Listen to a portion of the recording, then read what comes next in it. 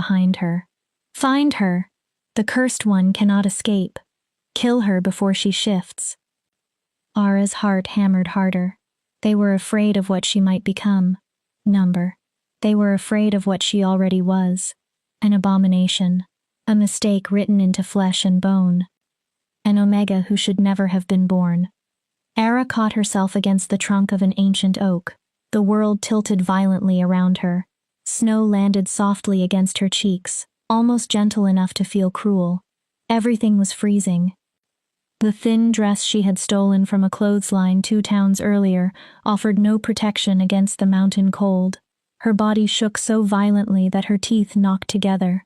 Move, she whispered to herself. She pushed away from the tree. Don't stop. Another step.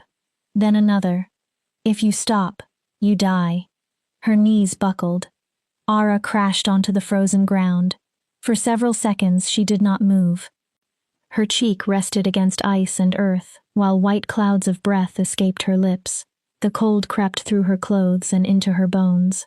It would be easy to stay there, to stop fighting, to let the mountain take her before the hunters did. 3 months ago, everything had changed when her secret had been discovered again. Since then, every path had led to the same thing. Run. Hide. Survive. A broken Omega carrying a curse older than anyone could remember. Please, Ara whispered. She did not know who she was begging. The forest. The moon hidden behind the storm clouds. Any god willing to listen. Please. I can't. Another howl tore through the trees. Closer. Adrenaline flooded her body. Ara dug her fingers into the frozen soil and forced herself upright. Black spots crowded the edges of her vision. One step, then another, then she felt it. That terrible, beautiful movement beneath her skin. Her curse. The thing she had spent years suppressing.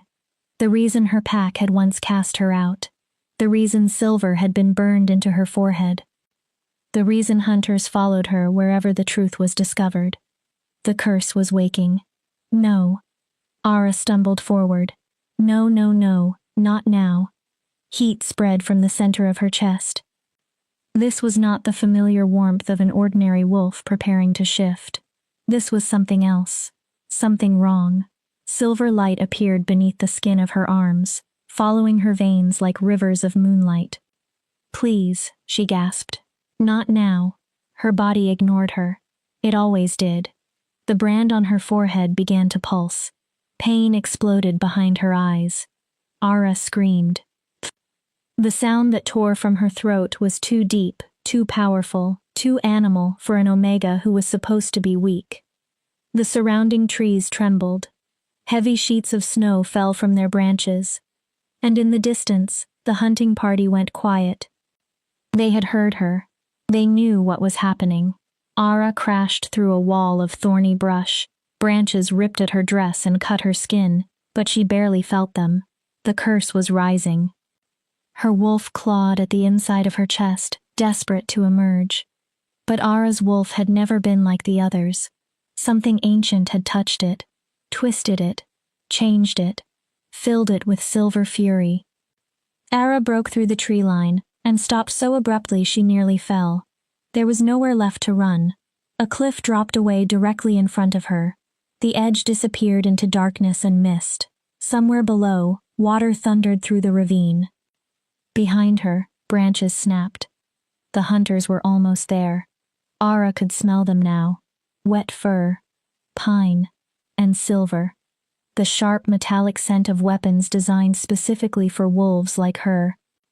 A male voice cut through the darkness. There. Ara turned. 5 wolves emerged from between the trees. They remained in human form, but their glowing eyes revealed the animals waiting just beneath the surface. At their front stood Garrett, scarred, broad, cruel, the alpha who had been tracking her relentlessly. A silver-tipped spear rested in his hands. Garrett smiled. End of the line, freak. Ara backed toward the cliff. Loose stones rolled beneath her heels and disappeared over the edge. You've caused enough trouble, Garrett continued. I didn't ask for this. Her voice shook despite everything she did to steady it. I didn't choose what I am. You exist. Garrett's expression hardened. That was choice enough. He raised the spear slightly. Your bloodline should have disappeared centuries ago. Ara's veins glowed brighter. Garrett saw it. The wolves behind him shifted uneasily. Whatever is inside you isn't natural, he said. It doesn't belong to the moon. It doesn't belong to the earth. It's poison. Ara could feel the curse recognizing danger. Preparing. Protecting her. That terrified her more than Garrett's spear. Because if she lost control here, she knew what could happen. She might kill all 5 of them. And afterward she might never find her way back to herself. Just let me go, she pleaded. The weakness in her own voice made her hate herself. I'll disappear. You'll never see me again, I swear. Garrett laughed. It was a cold, ugly sound. Can't do that. He stepped closer. Council orders. You're too dangerous to live. Ara reached the edge of the cliff. Ara reached the edge of the cliff. There are some things the world is better without. Garrett lifted the spear. The silver tip pointed directly at her heart. Ara's world narrowed until nothing existed except that shining point.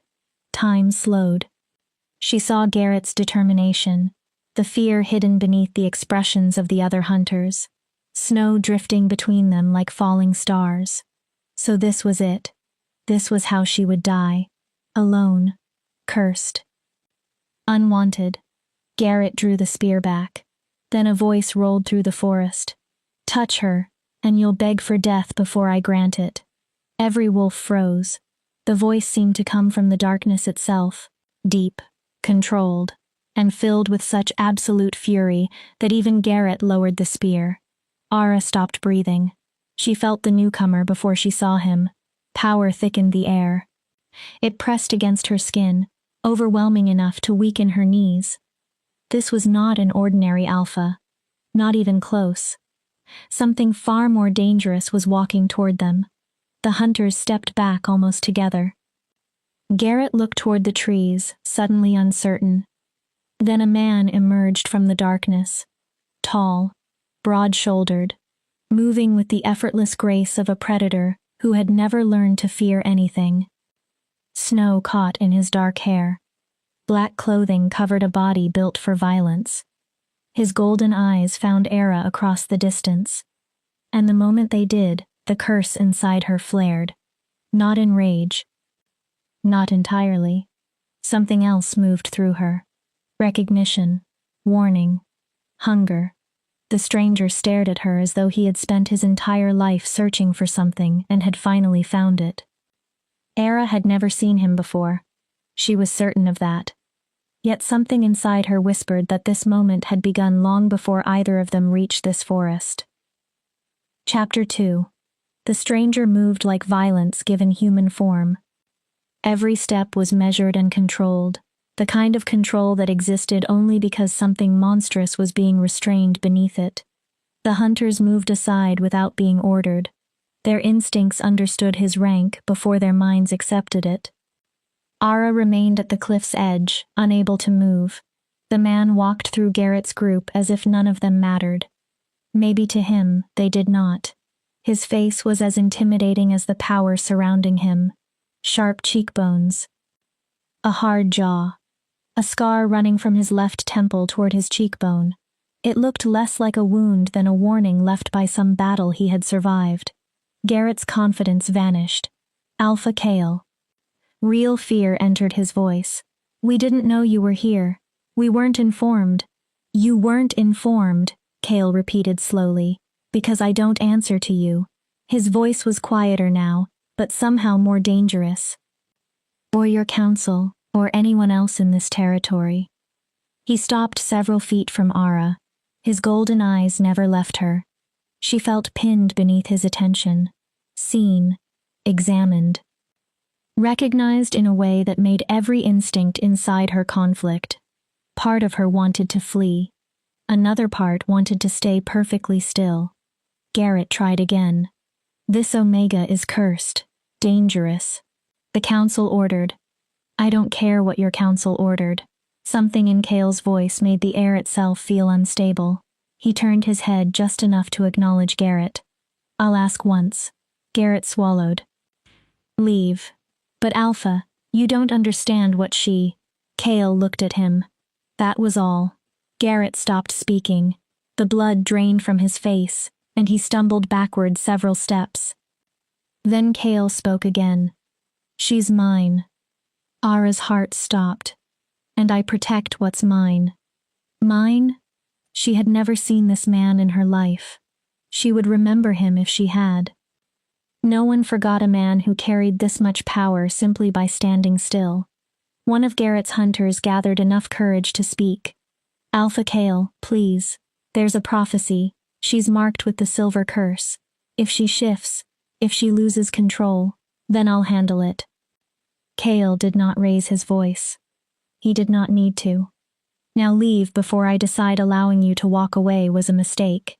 It was not a threat. Everyone there understood that. It was a promise. Garrett stared at Ara one last time, hatred fighting with fear in his expression. Then he jerked his head toward his men. Fall back. The hunters obeyed. Garrett pointed at Ara. This isn't over, cursed one. The council will hear about this. Good, Cale said. Garrett paused. Cale's smile carried no warmth. Tell them the Alpha King says they can speak to me directly if they have a problem. Ara's stomach dropped. Alpha King. The title hit harder than the cold. She knew the stories. Everyone did. Cale of the Northern Territories. The Alpha who had united 5 warring packs. The king who had taken power through blood and fury. The man said to have killed his own father for the throne. The ruler who could not be challenged, could not be defeated, could not be tamed. The Fury King. And he was standing between Ara and death. Garrett and his wolves disappeared into the forest. When the last sound of their retreat faded, Ara's strength vanished. She dropped to her knees in the snow. The adrenaline that had kept her alive drained away, leaving exhaustion, pain, and the curse still twisting beneath her skin. Footsteps approached. Cale crouched in front of her. At close range, he was even more intimidating. Gold flecks burned in his eyes. His jaw tightened as though he were fighting something inside himself. He smelled of winter pine, smoke, and something wild enough to make Ara's wolf lift its head. Look at me, he said. Ara did not want to. Looking at him felt dangerous. Still, she raised her eyes. Cale studied the blood on her face, the exhaustion beneath her eyes and the silver brand on her forehead. Something shifted in his expression. Anger, perhaps recognition. How long have you been running? 3 days. Her voice barely worked. Maybe 4. I lost count. Then, before she could stop herself, she added, and before that, my whole life. The truth came out because she was too exhausted to guard it. Cale's jaw tightened. What's your name? Ara. She should have lied. She knew that. Names were dangerous when you lived as a fugitive, but lying to him felt strangely impossible. Ara, Cale repeated. The sound of her name in his voice made her pulse jump. Do you know who I am? The Alpha King. Her eyes remained on his. Cale of the Northern Territories. A pause. The Fury King. A bitter smile touched his mouth. They still call me that. They call you many things. And what do you call me? Ara considered him.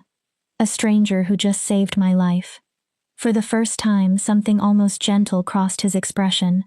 Not a stranger. Ara frowned. Not to you. Her breath caught. I don't understand. I know. Cale slowly lifted one hand, moving carefully enough to give her time to pull away.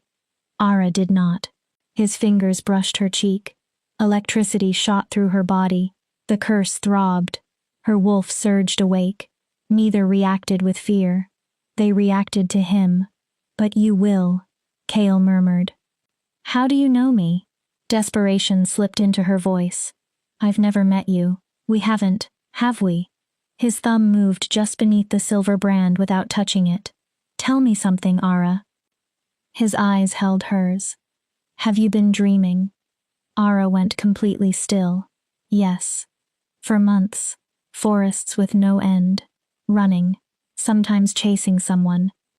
Sometimes being chased. A shadow she could never reach.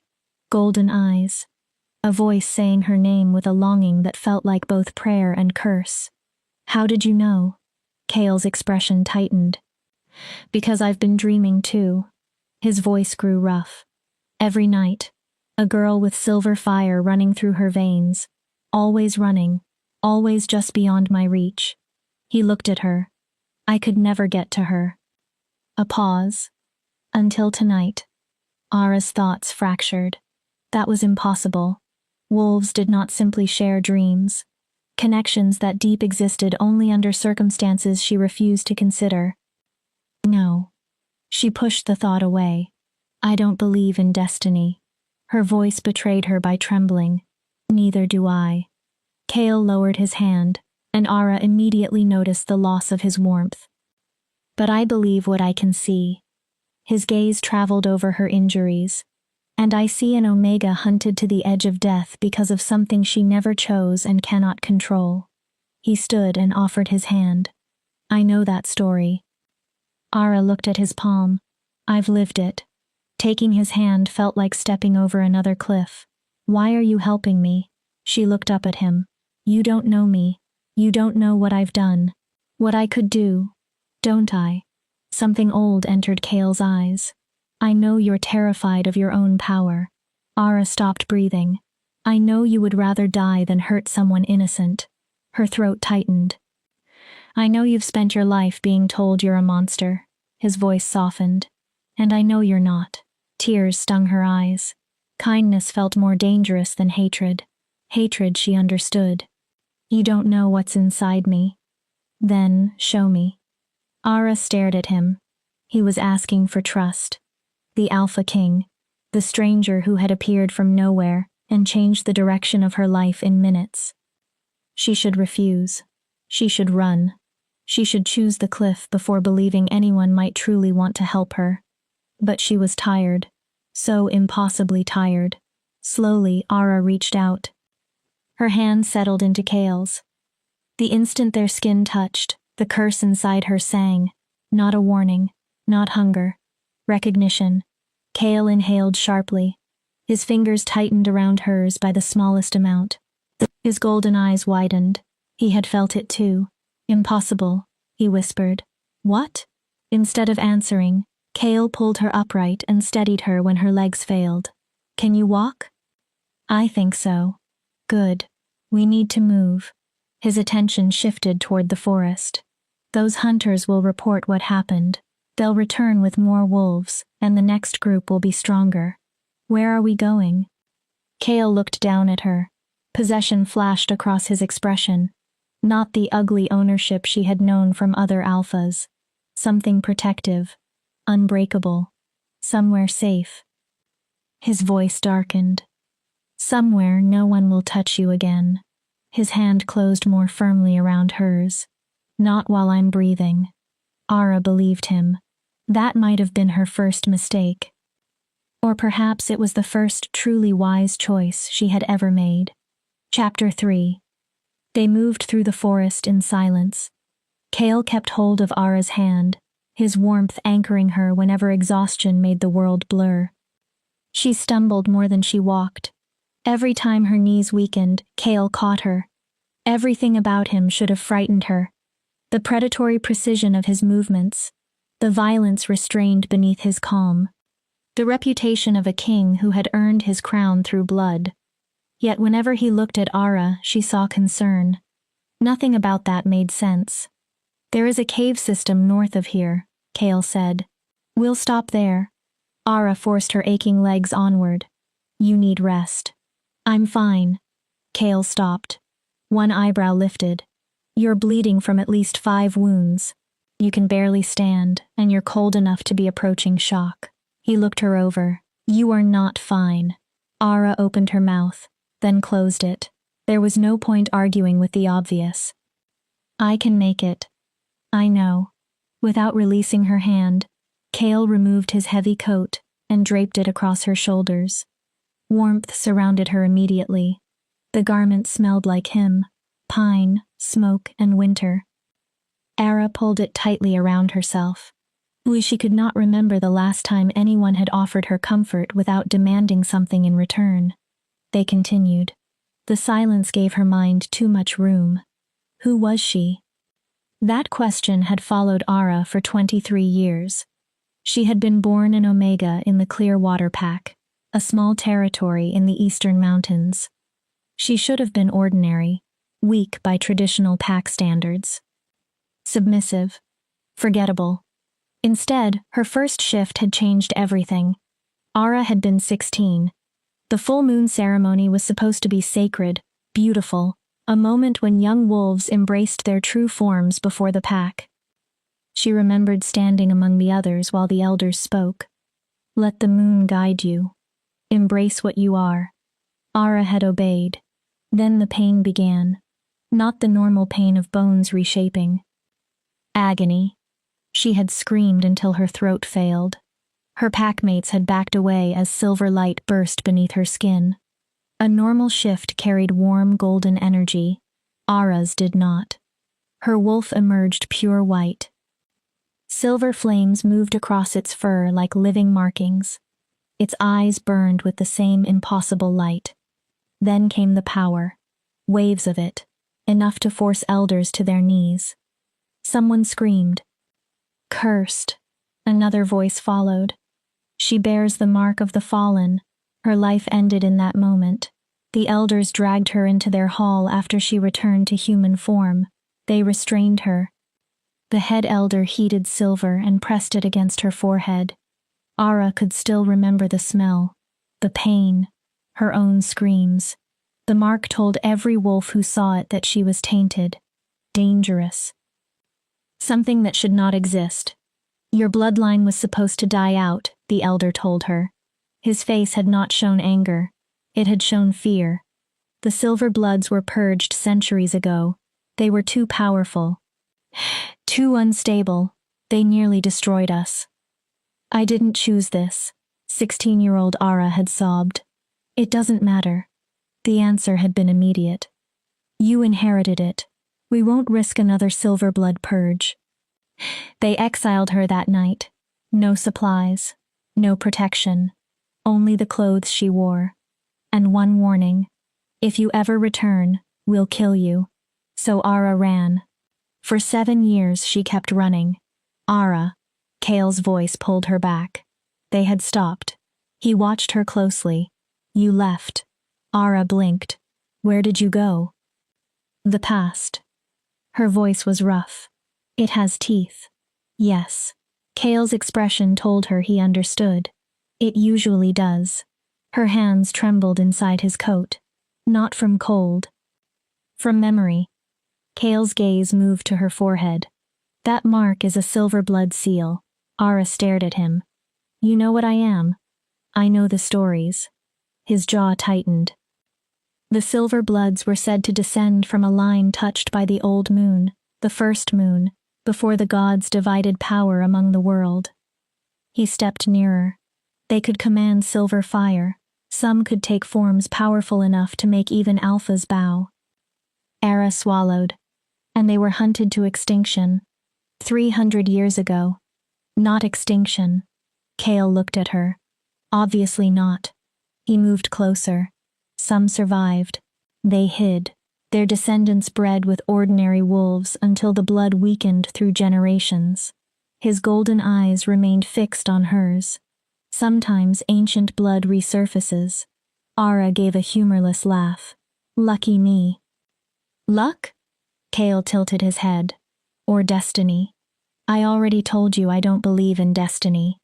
And I told you I don't either. His fingers hovered near her brand. But I believe in power.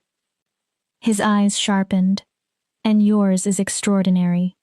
Ara's shame returned instantly. It's uncontrollable. Untrained. Every time I shift, every time I feel too much, it takes over. Silver light flickered beneath her skin. I've hurt people, Kale. He did not offer easy reassurance. Instead, he asked, how many? Ara respected him for that. 3. The word hurt. The first was an alpha who tried to claim me 2 years ago. He assumed an omega would be easy to dominate. Her hands tightened. When he grabbed me, the silver fire burned him across the chest. She looked away. The second was a rogue who attacked me on the road. I tried to get away. He wouldn't stop. Her voice lowered. The fire consumed him. Kale remained silent. There was nothing left. Era forced herself to continue. The third was a child. That was the memory that still destroyed her. A little girl got too close while I was trying to control a shift. The fire struck her arm. Her eyes burned. She lived, but Ara could still hear the girl's screams. After that, I stopped trying to shift. I stopped trying to be a wolf. Silence settled around them. Then Kale raised both hands and gently held Ara's face. She went still. Listen to me. His voice was fierce without being loud. You are not a monster. Ara's eyes filled. You are powerful. His thumbs brushed her cheekbones. Those are not the same thing. He held her gaze. Power that harms because no one taught you how to use it is not evil. It's power without guidance. Tears rolled down Era's face. Kale continued. The Silver Bloods weren't hunted because they were evil. His expression darkened. They were hunted because they couldn't be controlled. He spoke each word carefully. They answered to no pack hierarchy, no territory boundary, no ordinary authority. His eyes blazed. They were free. Ara stared at him, and that terrified everyone. So my ancestors died because they were powerful? They died because weak men fear what they cannot dominate. Something dangerous entered Kale's voice. And anyone who taught you to feel ashamed of your strength deserves what eventually comes to them. Hope moved inside Era, small, painful, unfamiliar. Why do you care? She barely recognized her own voice. Kale's expression changed. Something vulnerable appeared and vanished almost instantly. Because I know what it's like. To be cursed? To be feared for something you never chose. Ara's chest tightened. To be called a monster by people who've never carried your power. Kale looked away for a moment. To spend your life being told you're too much. Too dangerous. Too broken to be loved. Era studied him. They call you the Fury King. Yes. Because you can't control your rage. No. A bitter smile crossed his face. Because sometimes I choose not to. Something clicked into place. Kale recognized her because part of him lived beneath the same weight. What happened to you? For several seconds, Ara thought he would refuse to answer. Then he spoke. My father tried to kill me when I was 12. His tone became flat. He believed I had been cursed by the war god, that my rage would eventually destroy the pack. Ara stopped breathing. He chained me in silver and left me in the northern wastes to die. His jaw tightened. I survived. The golden light in his eyes intensified. 10 years later, I came back. A pause. I took his throne. Kale's expression hardened. And then I took his life. Horror and understanding collided inside Ara. Kale, I'm not telling you for pity. He cut her off. I'm telling you because you need to understand something. He stepped closer. Power doesn't decide whether you're a monster. His gaze locked with hers. What you do with it does. Ara's breathing slowed. And right now, you're running from yours. I don't have a choice. Yes, you do. I can't control it. Then learn. His voice softened slightly. I can help you. Why? Ara needed an answer. Why would the Alpha King care this much about a cursed Omega he has never met? Kale became very still. When he finally answered, his voice dropped almost to a whisper. Because I lied about one thing. Ara's pulse quickened. The dreams didn't begin 6 months ago. Her body went cold. Kale? His eyes burned into hers. They began 23 years ago. Ara could not move. The night you were born. Her world tilted. I've been looking for you my entire life. That's impossible. Is it? Kale stepped back, as though he knew she needed room. The cave is close. He turned. We'll talk when you're warm. Ara followed because she had nowhere else to go. 23 years. He had dreamed of her since the day she was born. What kind of connection could exist before two people ever met? Her curse hummed quietly in his presence. Content. Almost relieved. Ara tried not to think the thought waiting at the edge of her mind. What if this was not coincidence? What if something had been pulling them toward each other all along? And if so, what exactly were they to each other? Chapter 4. The cave looked ordinary from outside. A dark opening in the mountainside, partially covered by frozen vines. The moment Kale stepped inside, Ara felt something change. Energy vibrated through the air. Her curse immediately responded. What is this place? Sanctuary. Kale led her deeper. One of the old places. It existed before Pax divided the land into territories. Ara followed, partly because she had no alternative. Partly because the cave seemed to be calling her. The narrow tunnel opened into an enormous chamber. Ara stopped. Ancient symbols covered the walls.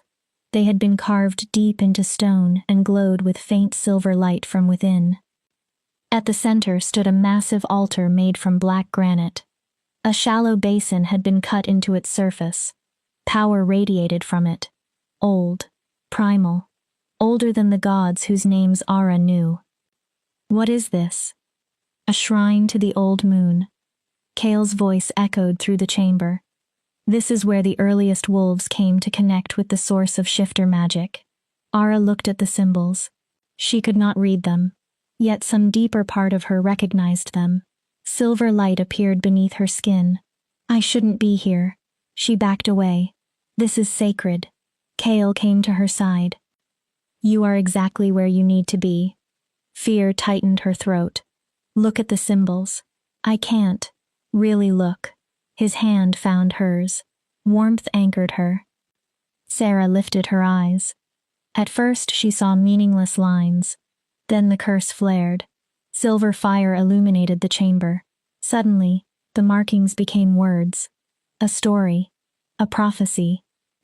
When the old blood rises, when silver fire walks the earth, when fury and flame are bound, the first moon shall remember its children. Ara's breathing quickened. Another passage revealed itself. Two halves of what was broken. Rage without mercy. Power without control. Only together can they stand. Only together can they heal what was sundered. No. Ara shook her head. This is mythology. Then why can you read it? Kale's question silenced her. The silver fire in her body pulsed in rhythm with the walls. Another warning appeared. Beware the union of fury and flame, for they will either save the world or burn it to ash. Ara tore her gaze away. You brought me here intentionally. Yes. You knew this would happen. I suspected. Why?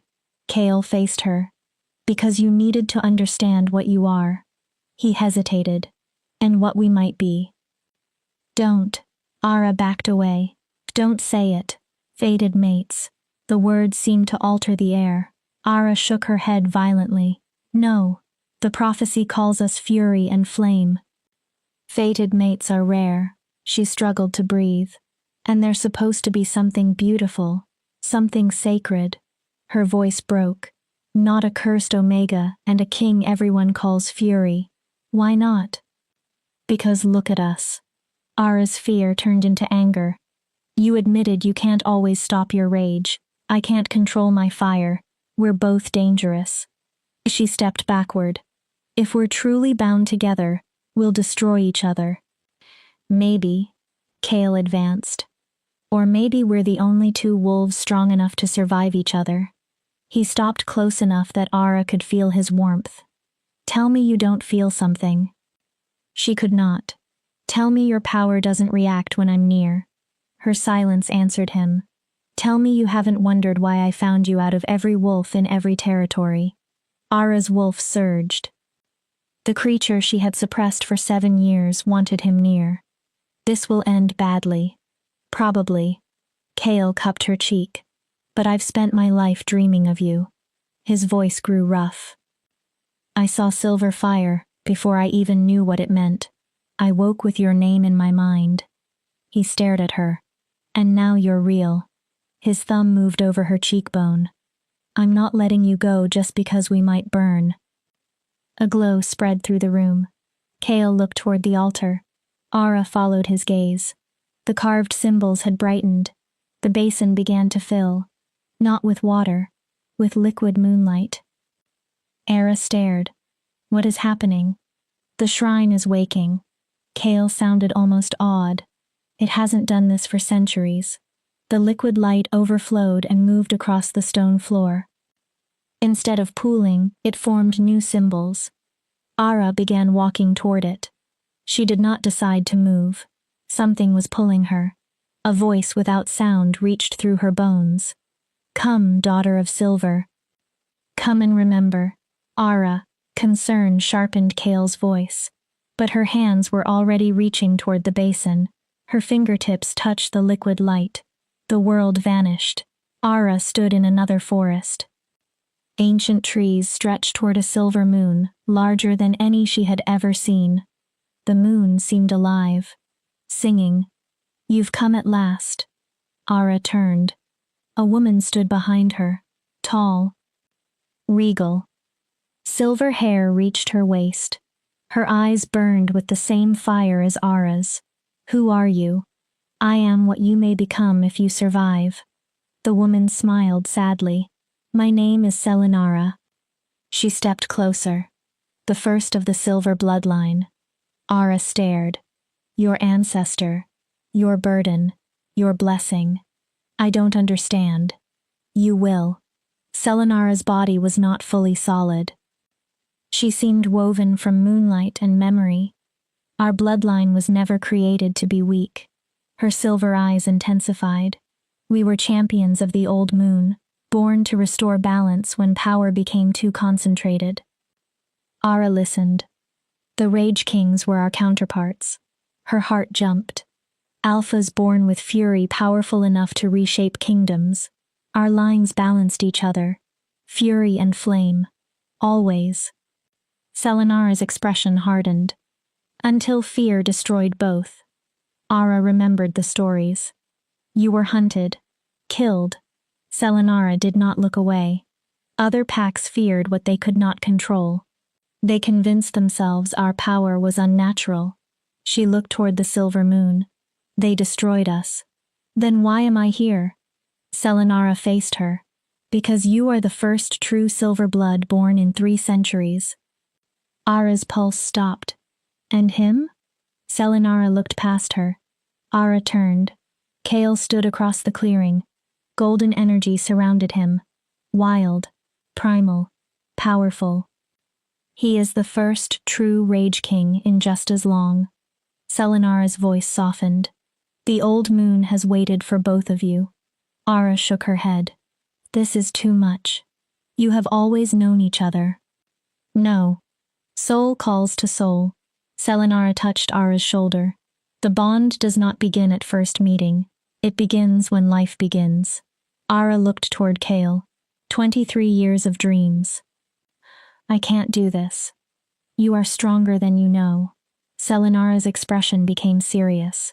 But the bond is still a choice. Ara looked at her. Fate offers. It does not force. What if I refuse? You continue living. Selinara did not soften the truth. Perhaps alone, perhaps still running. And if I accept? Selinara smiled. Then you will burn. Ara's stomach tightened. You will burn brightly enough for gods to remember your name. Her smile turned almost fierce. But you will not burn alone. Ara tore her hands from the basin. The cave slammed back into existence. She gasped. Kale immediately caught her shoulders. What did you see? Everything. Silver light poured from Ara now. The brand on her forehead glowed. not with pain. With power. The prophecy is real. Kale stared at her. I know. Ara looked up sharply. What? I saw it too. Shock filled his expression. When you touched the altar, I saw Selinara. He swallowed. And Malachi, my ancestor, the first Rage King. Ara understood then. The vision had not belonged only to her. This burden belonged to both of them. Fury and flame. Her legs gave out. Kale caught her and lowered them both to the floor. This isn't what a fated bond is supposed to feel like. Ara's voice sounded numb. They're supposed to be gentle.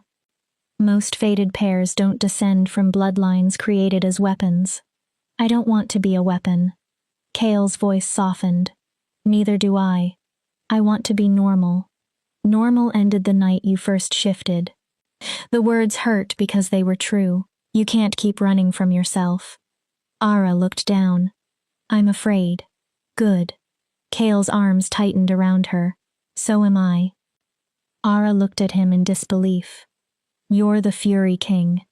A bitter smile appeared. What could you possibly fear? Harming you. His answer came immediately. Failing you. His eyes searched hers, discovering that everyone who ever called me a monster was right. Ara saw him then. Not the king, not the legend, the man, just as frightened of his own power as she was. What do we do now? Kale was quiet, then resolve settled into his expression. Now we stop running. He touched her face. Both of us. He looked around the ancient chamber. We learn whether this bond makes us stronger. A dangerous edge entered his voice. Or whether the prophecy is right and we burn everything around us. Ara closed her eyes. Silver fire hummed through her veins. Kale's warmth surrounded her. The old moon seemed to watch from somewhere beyond the stone, fury and flame. Okay. Ara opened her eyes. I'll try. For the first time in 7 years, she felt hope. Tiny, fragile, terrifying, but alive. Around them, ancient symbols pulsed with silver light, as though the world itself had begun waiting to see whether fury and flame would rise together or fall. Chapter 5. Ara woke to pale light entering the cave. For several seconds, she simply listened to herself breathe. Steady. Calm. She had slept without nightmares. That alone felt impossible. Kale stood near the entrance. He looked as though he had not slept at all. You're awake. How long? 6 hours. Ara sat up. Her wounds had already begun healing more quickly than ordinary injuries. One benefit of the bloodline everyone called cursed. Then she noticed Kale's tension. What happened? We need to move. Why? The hunters reported everything. He turned toward her. Their council contacted mine. Cold settled in Ara's stomach. Your council knows about me? They do now. His jaw tightened. And they aren't pleased that their king publicly claimed a cursed Omega. You didn't claim me. Kale's eyes found hers. Didn't I? Ara went still. I told witnesses you were mine. He exhaled. In wolf law, that statement is nearly a blood oath. Ara understood the implication. Claiming, protection, possession, a step dangerously close to accepting a mate bond. You didn't ask me. I know. Frustration crossed Kale's face. I wasn't thinking. I saw you at that cliff, bleeding, surrounded by hunters, and something inside me reacted. He looked away. What's done is done. Ara waited. My council demands that I bring you to the capital. For what? A trial. Ara almost laughed. A trial for existing?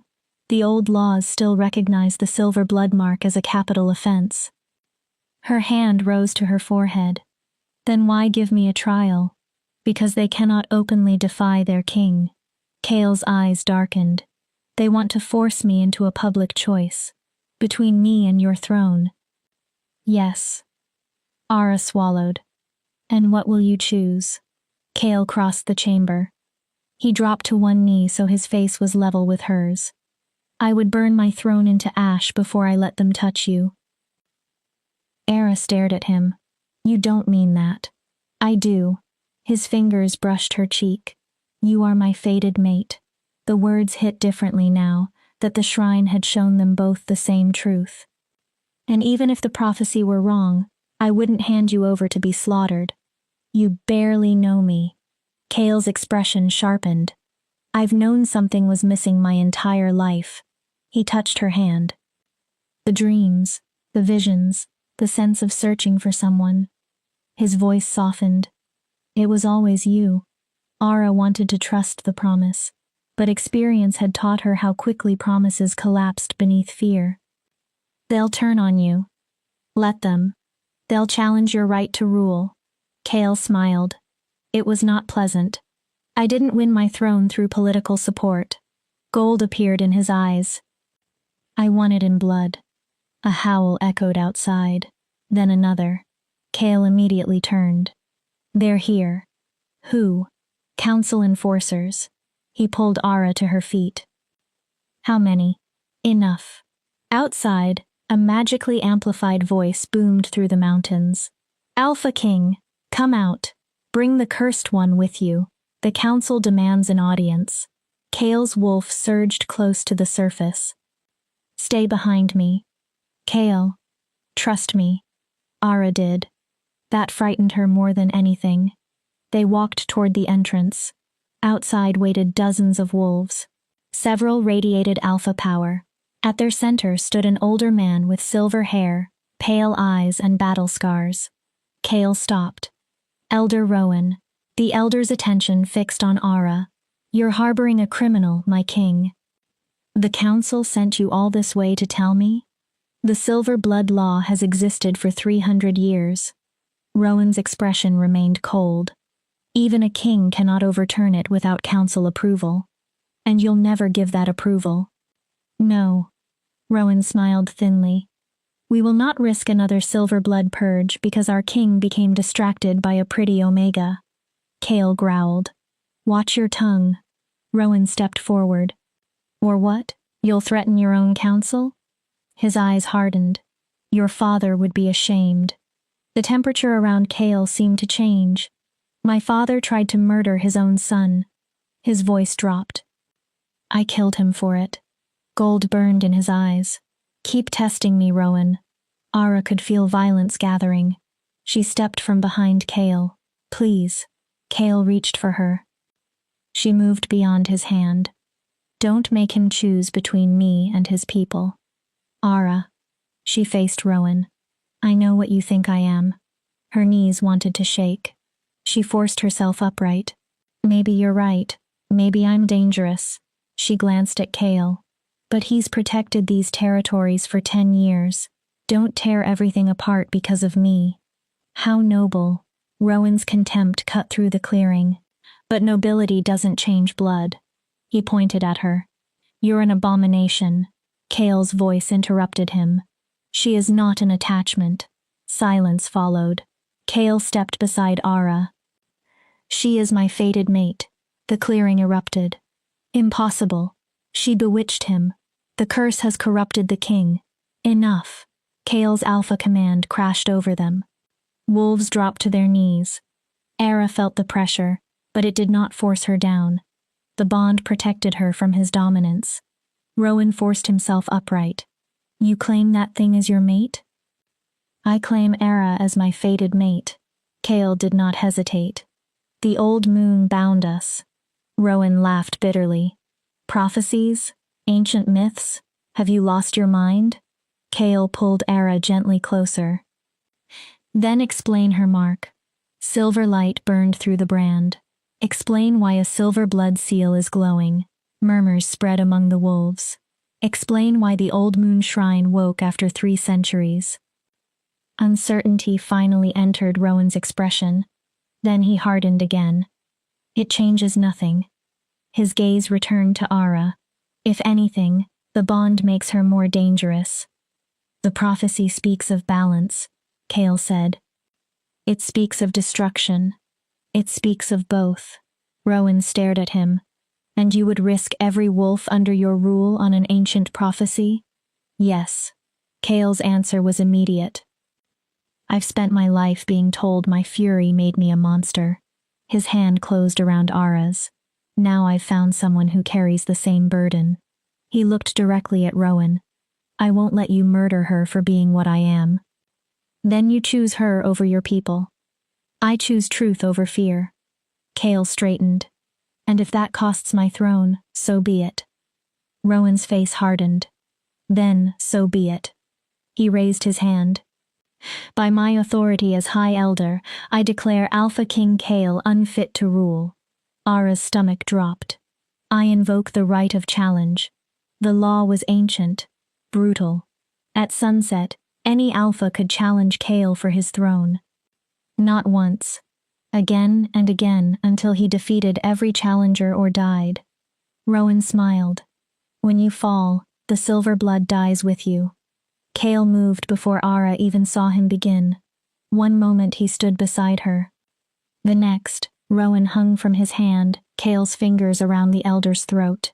Gold power exploded from Kale's body. Touch her. His voice barely sounded human. Touch her, and I will cover this mountain with your blood. He released Rowan. The elder crashed to the ground.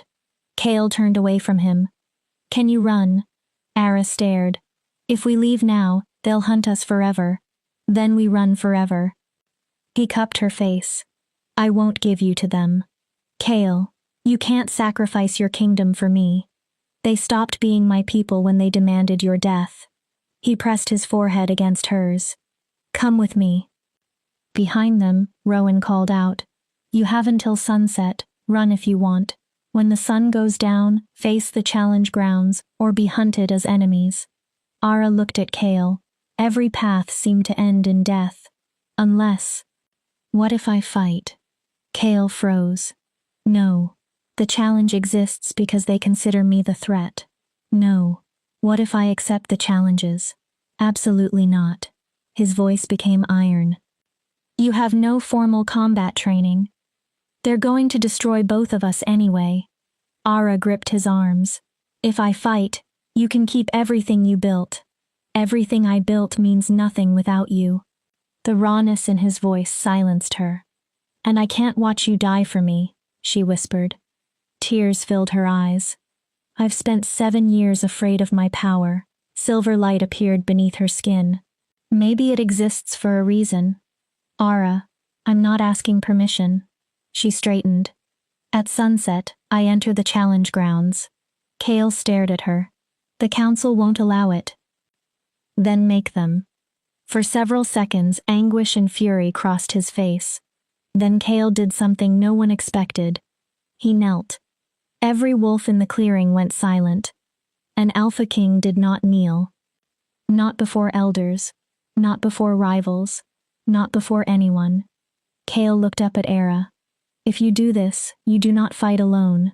His eyes burned gold. Whatever happens there, I'm with you. Ara's throat tightened. Fury and flame. Yes. Kale rose. Then he faced Rowan. You want blood? His voice rolled across the clearing. You'll have your challenge. He pointed toward Ara. At sunset, Ara of Silver Blood stands in the challenge grounds. Any wolf who believes she has no right to exist may face her. The council stared. But understand this. Kale's eyes blazed. She does not fight alone. He smiled with all the danger of the Fury King. Break combat law, overwhelm her unfairly, or attempt another execution disguised as justice, and I'll remind every wolf here exactly why they gave me that name. Rowan could not reject the challenge without violating the very law he had invoked. Sunset, he said. We'll see whether the cursed one bleeds silver or red. The council withdrew. When Ara and Kale were alone again, fear finally broke through her resolve. I'm terrified. Good. Kale pulled her against him. Fear means you understand the danger. Ara looked up. Teach me. His expression changed. We have 10 hours. Her voice steadied. Teach me how to fight. Kale studied her for a long time. Then he nodded. 10 hours to turn a wolf who spent 7 years running into one willing to stand. His hand cupped her face. All right. They returned to the cave, not to hide, to prepare. Chapter 6. The first hour was brutal. Kale showed no mercy, merely because Ara was exhausted. Inside the sanctuary, he removed his shirt and took a fighting stance. Attack me. Ara stared. I don't know how. You've survived 7 years while wolves hunted you. His expression remained calm. You fought. You just never called it training. Ara lunged. Kale sidestepped. He caught her wrist and redirected her momentum. She stumbled. Again. Ara attacked. Failed. Again. Failed. Her frustration grew. Silver light flickered beneath her skin. Kale smiled. Good. Good? Use it. I can't control it. Stop trying to control it. He moved toward her. Direct it. Ara hesitated. The curse isn't separate from you. Kale held her gaze. It is you. No. Your wolf is trying to protect you. She's dangerous. So am I. His smile sharpened. Tonight, dangerous may keep you alive. Kale came toward her quickly.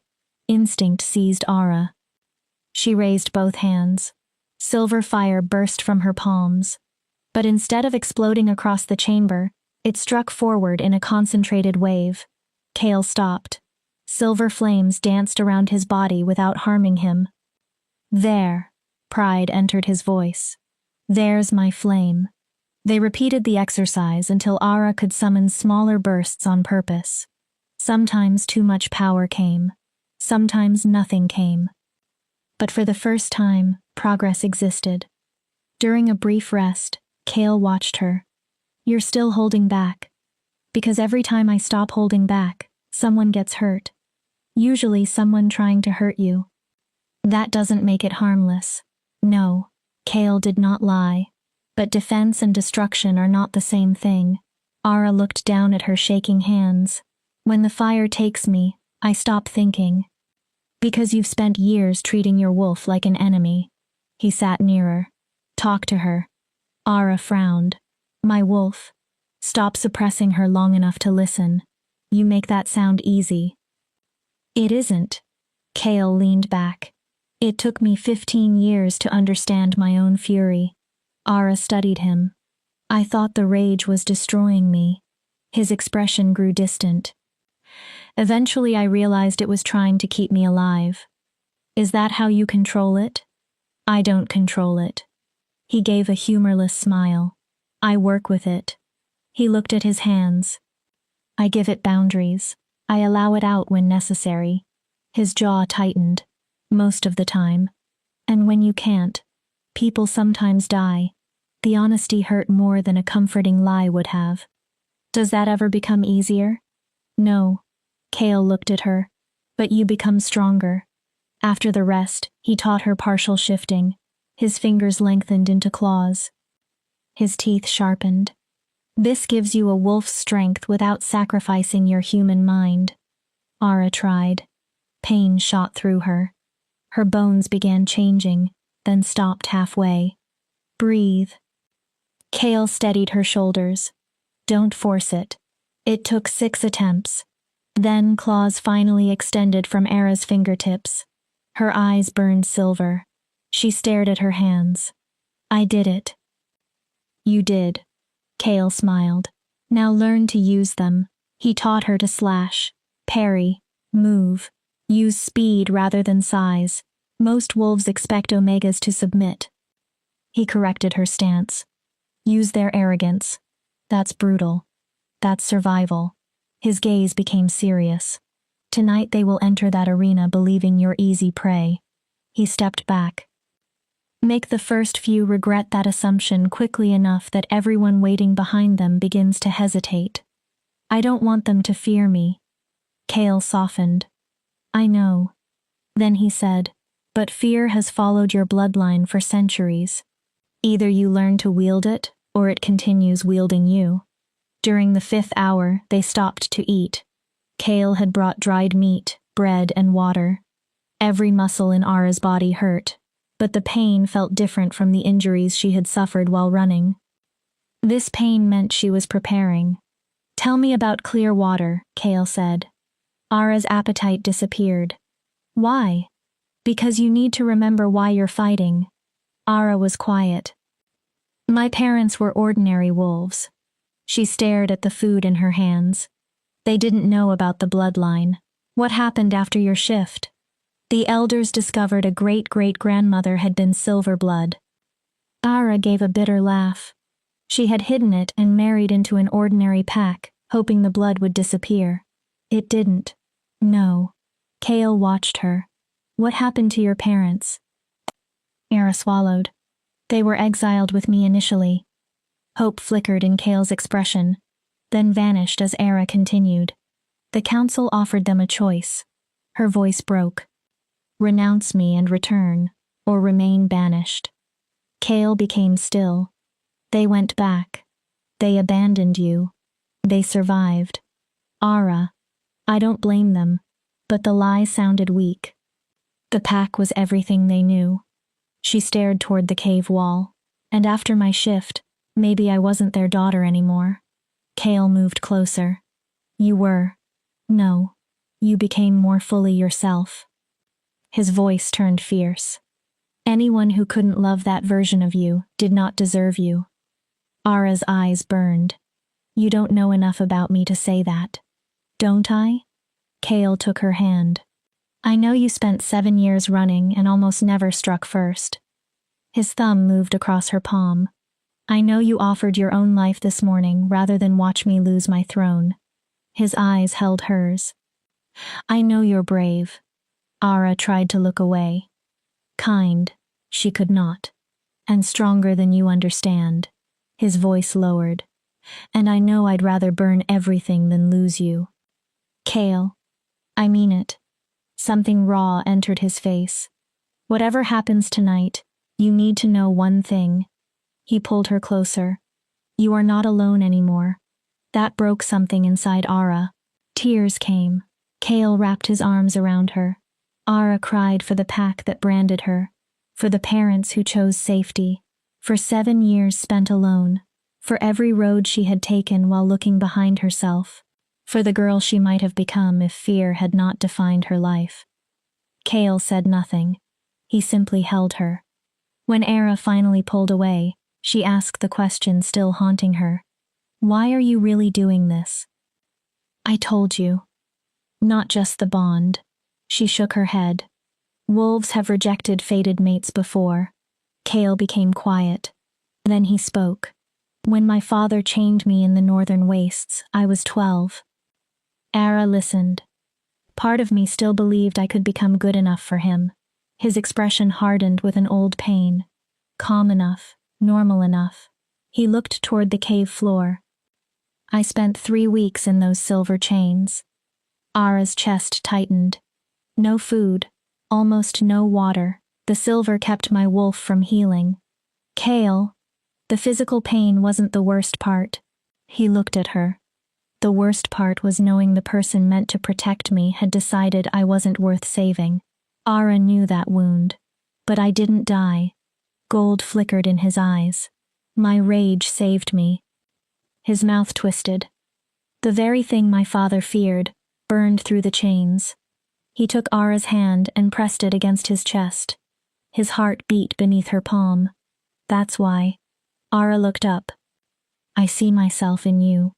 His voice softened. The child told their power was a curse. He cupped her face. The wolf taught that being different meant being unworthy of love. His forehead touched hers. If I can help you believe your power is not evil, maybe I can finally believe the same thing about mine. Ara closed her eyes.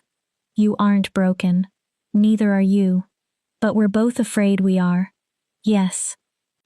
Kale's voice became fierce again. So we prove them wrong together. What if I fail tonight?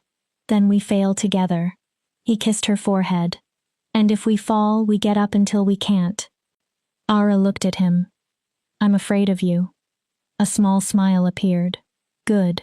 She frowned. I'm afraid of you too. Why? Because you could destroy me. His thumb brushed her cheek, not with fire. He looked into her eyes, with trust. Ara's heart tightened, with the possibility that I might become someone worthy of the way you look at me. You already are. Kale almost laughed. My hands are stained with blood. So are mine. Not like mine. Then maybe we're both afraid of being truly seen. Kale stared at her. Yes. They stayed close for a moment. Then he pulled away. We have 4 hours. Training resumed. Kale taught her where to strike without killing, how to use leverage, how to read shoulders, hips, and weight before an opponent attacked, how to move before strength could trap her.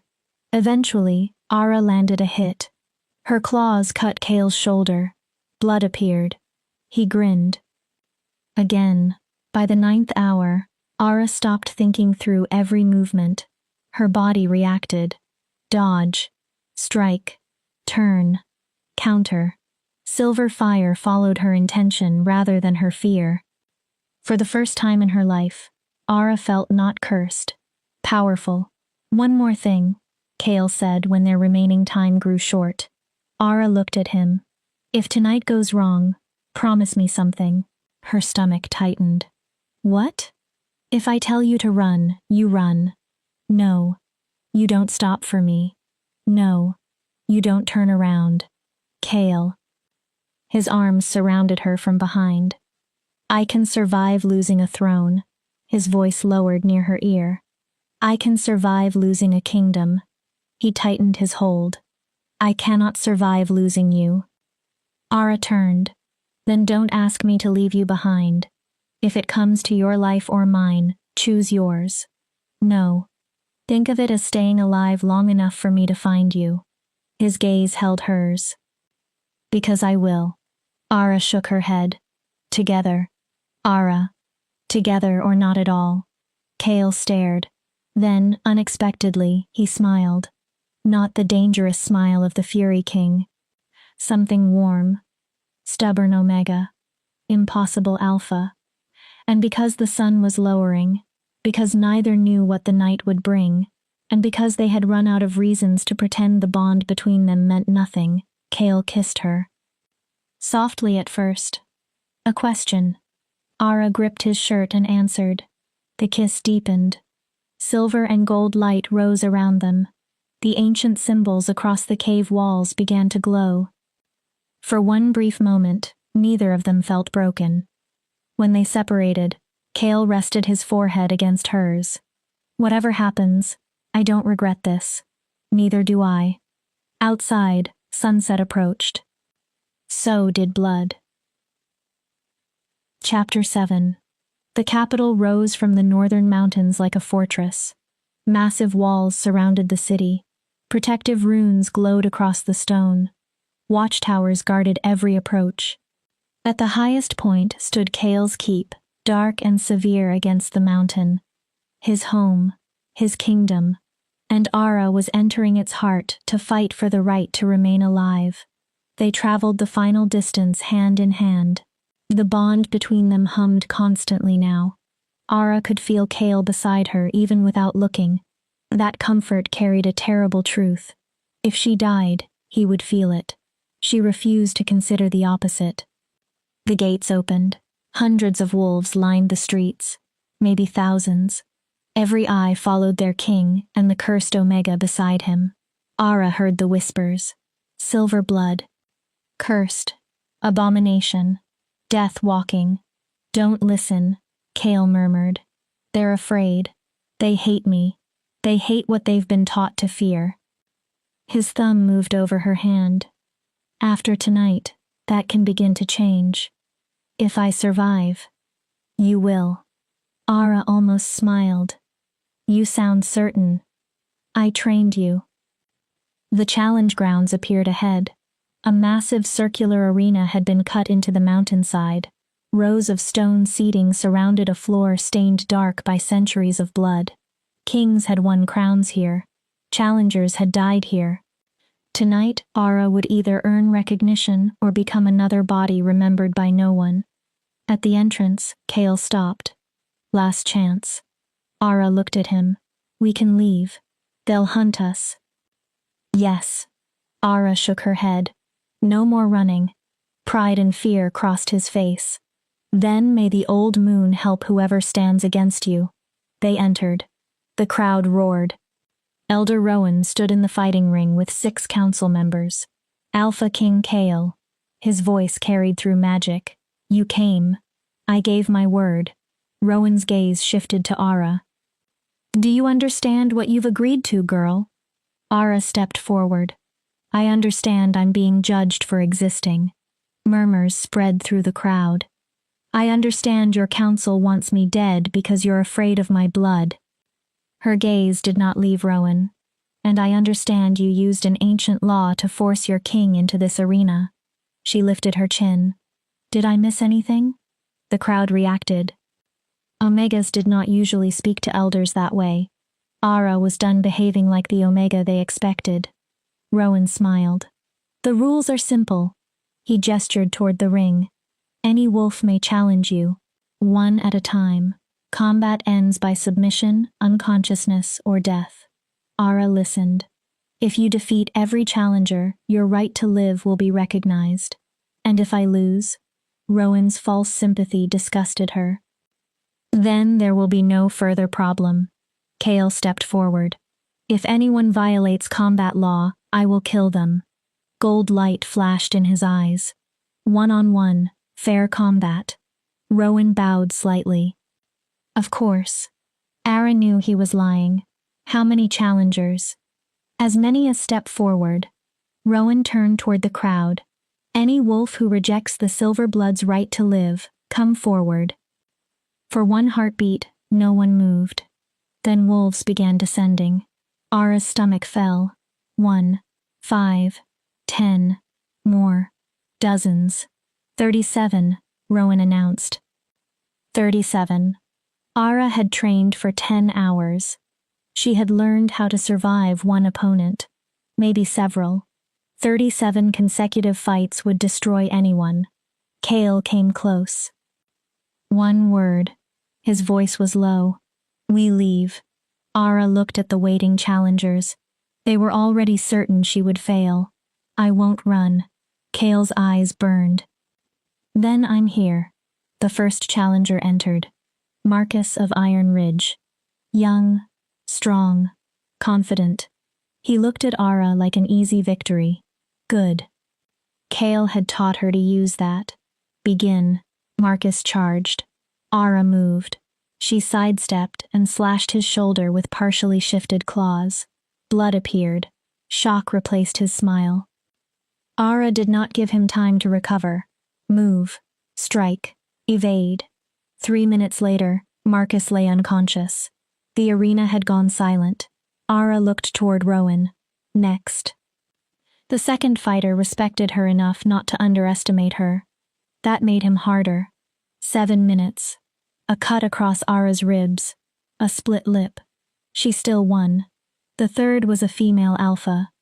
Precise. Ruthless. Ara almost lost.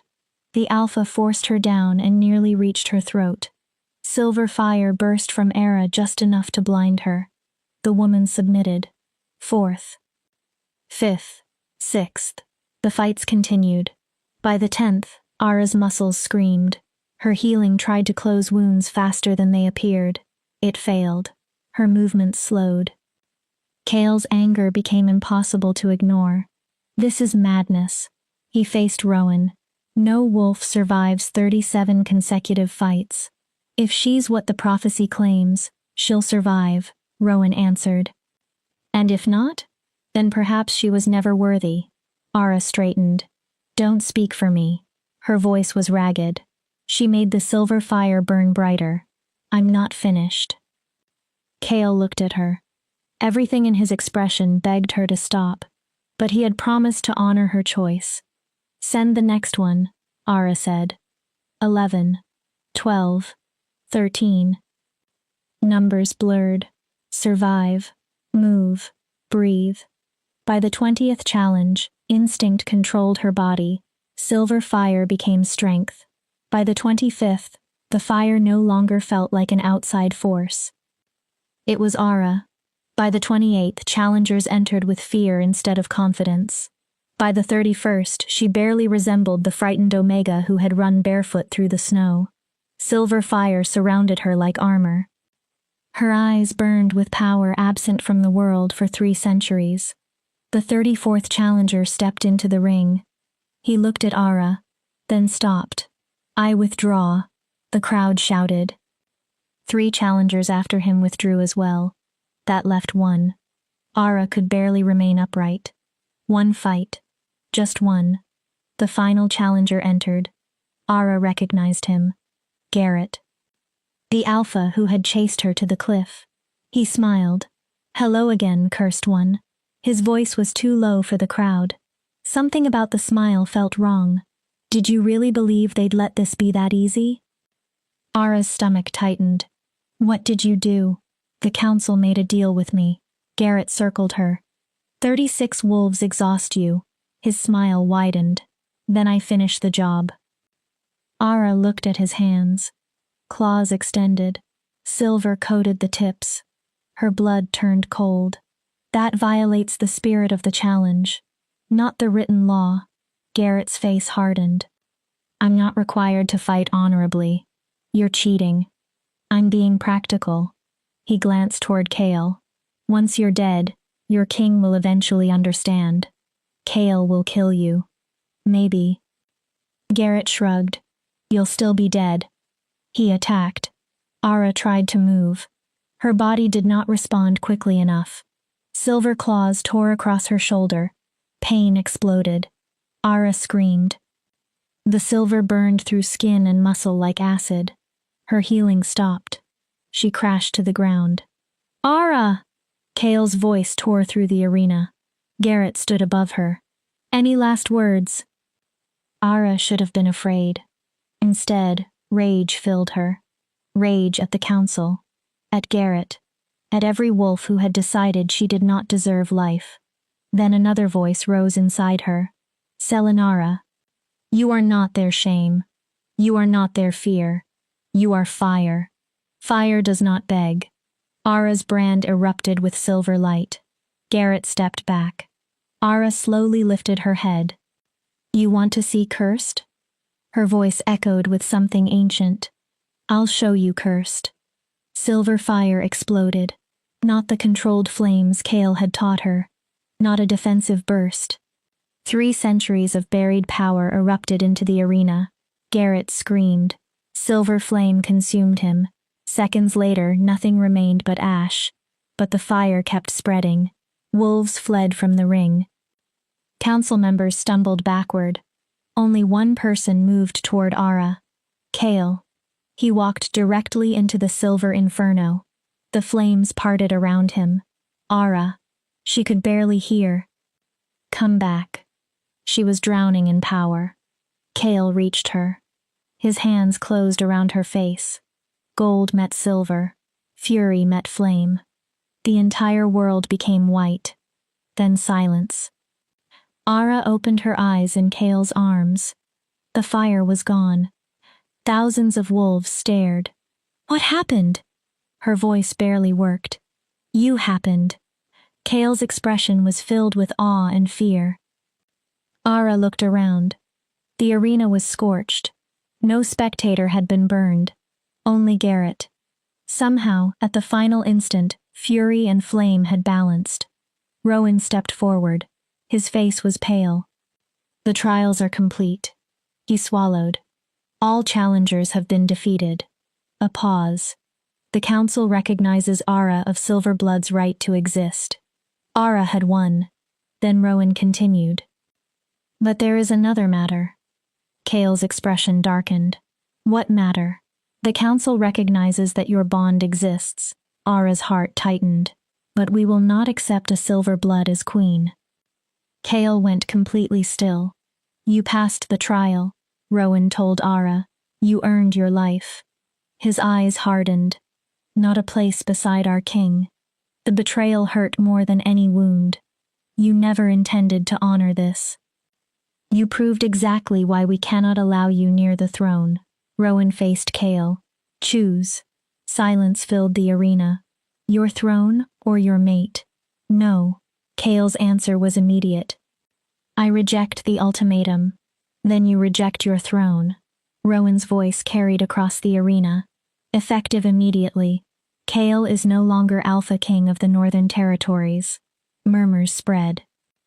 Ara looked at Kale. He had lost everything because of her. I'm sorry. Don't be. His arms tightened around her. I meant every word. I can leave. No. Kale, we leave together. Rowan smiled. Guards, escort the former king and his cursed mate outside the capital. The crowd watched as Kale and Era were forced toward the gates. Wolves who had once bowed to Kale now refused to meet his eyes. At the boundary, Ara whispered again, I'm sorry. Kale took her hand. I'm not. You chose wrong. He stopped. No. His golden eyes held hers. I chose you. The gates closed behind them. Ahead lay wilderness, exile, and wolves who would soon hunt them both. Chapter 8. 3 days in the wilderness changed something in Ara.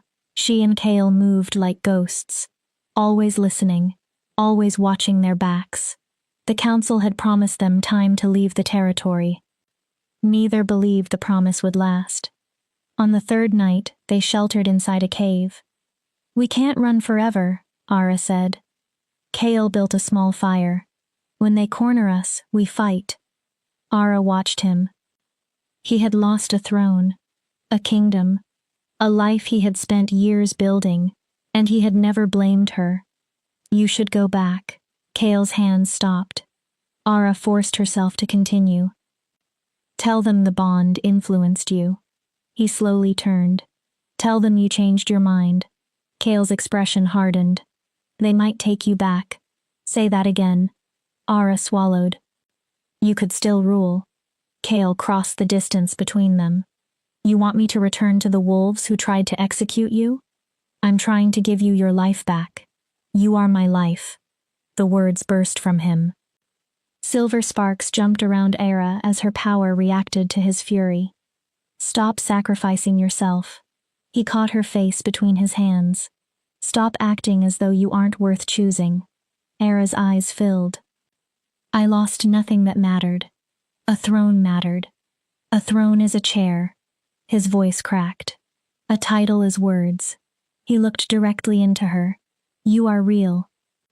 Ara could not speak. I don't know how to let someone choose me. I know. Kale wiped away her tears. So I'll keep doing it. His expression softened. Every day until you believe me. Ara leaned into him. His arms closed around her. When they separated, Kale suddenly turned toward the cave entrance. Every muscle tightened.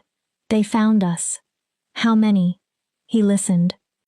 10, maybe 12. Era felt her silver power stir. Focused. Ready. We can't keep running. Kale looked at her. Era stood. I'm silver blood. Silver light moved beneath her skin. You're a rage king. Her fear became determination. The prophecy says we're stronger together. Kale studied her. Maybe it's time we proved it. A dangerous smile appeared. You want to fight back. I want to stop being hunted. The hunters arrived moments later. 13 wolves surrounded the cave. A scarred female alpha stepped forward. The council offers mercy. Kale almost laughed. You may return for trial. She looked at Ara. The girl will be executed quickly. How generous, Kale said. The alpha's eyes glowed. You are outnumbered. Ara stepped forward. Yes. Silver fire rose across her arms. But you made one mistake. What? You assumed numbers would matter. The hunters shifted uneasily. You assumed we'd fight like ordinary wolves. Ara's voice carried into the forest. I'm silver blood. Kale moved beside her. He's fury. Ara's eyes burned. And we're done holding back. The alpha ordered the attack. Kale shifted while moving. Gold light exploded. His wolf emerged enormous, twice the size of an ordinary alpha, molten eyes. A growl that seemed to vibrate through the ground. 3 attackers struck him at once. Kale threw them aside. Ara did not fully shift. Silver fire poured from her body. She formed barriers. Whips. Chains of light. One attacker leaped toward her throat. A silver lash struck him from the air. Kale and Ara moved together without instruction. He drove opponents toward her. She trapped them. When wolves pressed Ara, Kale became an impenetrable wall of golden fury. The battle ended within minutes. 12 hunters lay wounded but alive. Only their leader remained standing. She stared. What are you? Ara looked at the defeated wolves. What you made us. The woman backed away. The council will send more. Let them, Kale said. His voice rolled like thunder. We're finished running. You'll start a war. Kale's smile sharpened. The war started 3 centuries ago, when your laws decided certain bloodlines deserved death. His eyes blazed. We're only refusing to surrender anymore. The alpha fled. Ara watched her disappear. We fought back. Kale returned to human form, and we won together. Before either could say more, the ground trembled. Ara's silver fire reacted. Kale felt it too. This is like the shrine. Silver light appeared between the trees. Symbols formed across the earth around them. Ara understood. The old moon. The light intensified. It was waiting for us to stop running. The symbols surrounded them. Power erupted upward. The forest vanished. Ara and Kale stood once again beneath the impossible silver moon. This time, hundreds of figures waited. Ancient wolves. Different eras. Different packs. Selinara stood among them. Beside her was Malachi. You've done it, Selinara said. You claimed your power. Ara looked around. Where are we? The space between, Malachi answered. A place where the old moon watches. Kale narrowed his eyes. Are we being judged? Selinara smiled. No. She gestured. You're being offered a choice. Visions appeared. Ara and Kale living quietly in exile. Always hunted. Sometimes surviving. Sometimes dying. Then another future. A battlefield. Wolves standing behind them instead of against them. Territories united. Old laws rewritten. Bloodline no longer deciding worth. Ara saw herself wearing silver. Kale stood beside her in gold. Malachi spoke. The old moon offers the knowledge of your ancestors. Selinara continued. Not so you can hide. Her eyes grew fierce. So you can rebuild what fear destroyed. Ara stared. You want a revolution. We want you to finish what was interrupted 3 centuries ago. What if we refuse? Kale asked. You live. Malachi's answer held no judgment. Perhaps quietly. Still hunted, Ara said. Possibly. And the world stays broken. Yes. Ara looked at Kale. What do you want? He asked. She thought about 7 years of running. The brand. The child she had accidentally hurt. Every hunter. Every wolf told they were too dangerous to belong. I want to stop running. Her voice strengthened. I want to build a world where wolves like us don't have to apologize for existing. Selinara warned her. There will be war. I know. Lives may be lost. I know. You'll be hated. Ara almost smiled. I've survived that before. Selinara turned to Kale. And you? Kale did not hesitate. I stopped being their king when they demanded my mate's death. His hand found Ara's. I'll become something else. Malachi commanded them to kneel. They did. Selinara held a crown made of silver light. Do you accept the responsibility of your bloodline? Ara looked up. I do. The crown settled over her. Power flooded her, not uncontrolled. Not painful. Ancient knowledge. Strength. Memory. Malachi placed a crown of gold upon Kale. Do you accept the duty of the Rage Kings? I do. Gold exploded around him. Silver and gold intertwined. Rise, the ancestors commanded. Rise, fury and flame. Rise and rebuild what was broken. Ara and Kale stood. How do two wolves begin a revolution? Ara asked. Selinara smiled. You won't remain too. Find the outcasts, Malachi said. Those rejected for being different. Those called dangerous. Those waiting for someone to prove another way is possible. The vision began fading. Before Selinara disappeared, she gave one final warning. The council believes exile weakened you. Her smile sharpened. Show them their mistake. Ara and Kale returned to the forest. Power moved through them differently now. Controlled. Purposeful. They were no longer prey. Kale looked at her. Where do we begin?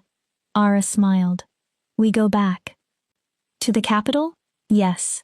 Another war? Ara took his hand. Not the war they expect. Silver and gold met between their fingers. The outcasts stopped running. Kale's smile became fierce. A revolution. A reckoning. In the distance, wolves howled. This time, Ara and Kale did not flee. They answered. Chapter 9. The story spread faster than they could travel. The exiled Alpha King and the cursed Omega were no longer hiding. They were returning. And rumors claimed they were gathering others.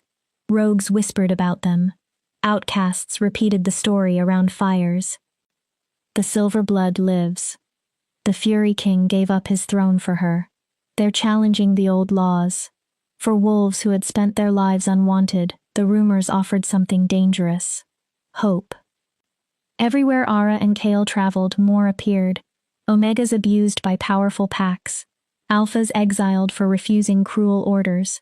Betas whose unusual abilities frightened leaders. Wolves called too weak, too strong. Too strange, too difficult. They came cautiously. A scarred young woman approached Ara. Are you really going back? Yes. The council has armies. I know.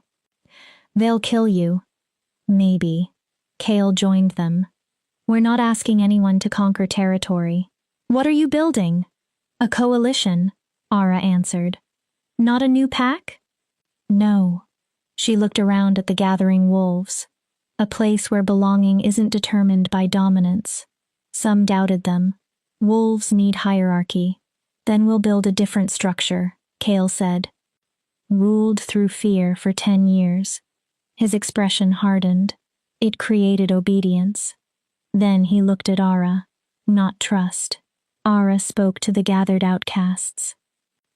I believed I was a monster for 7 years. Silver light appeared across her arms. I believed power made me dangerous. She looked around.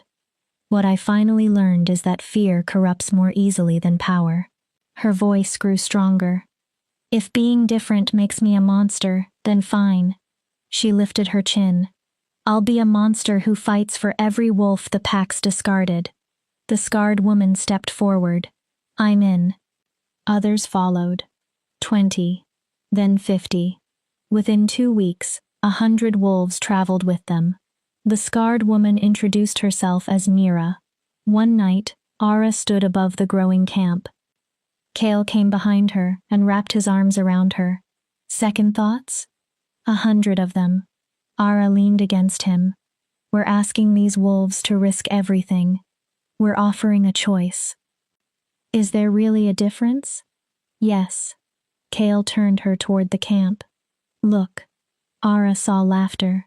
An Omega teaching a Beta to fight. An Alpha helping a rogue raise a tent.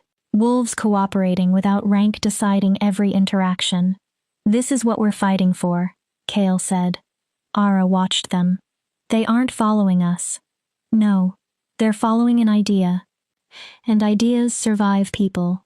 Kale kissed her forehead. Even if we fail, this exists now.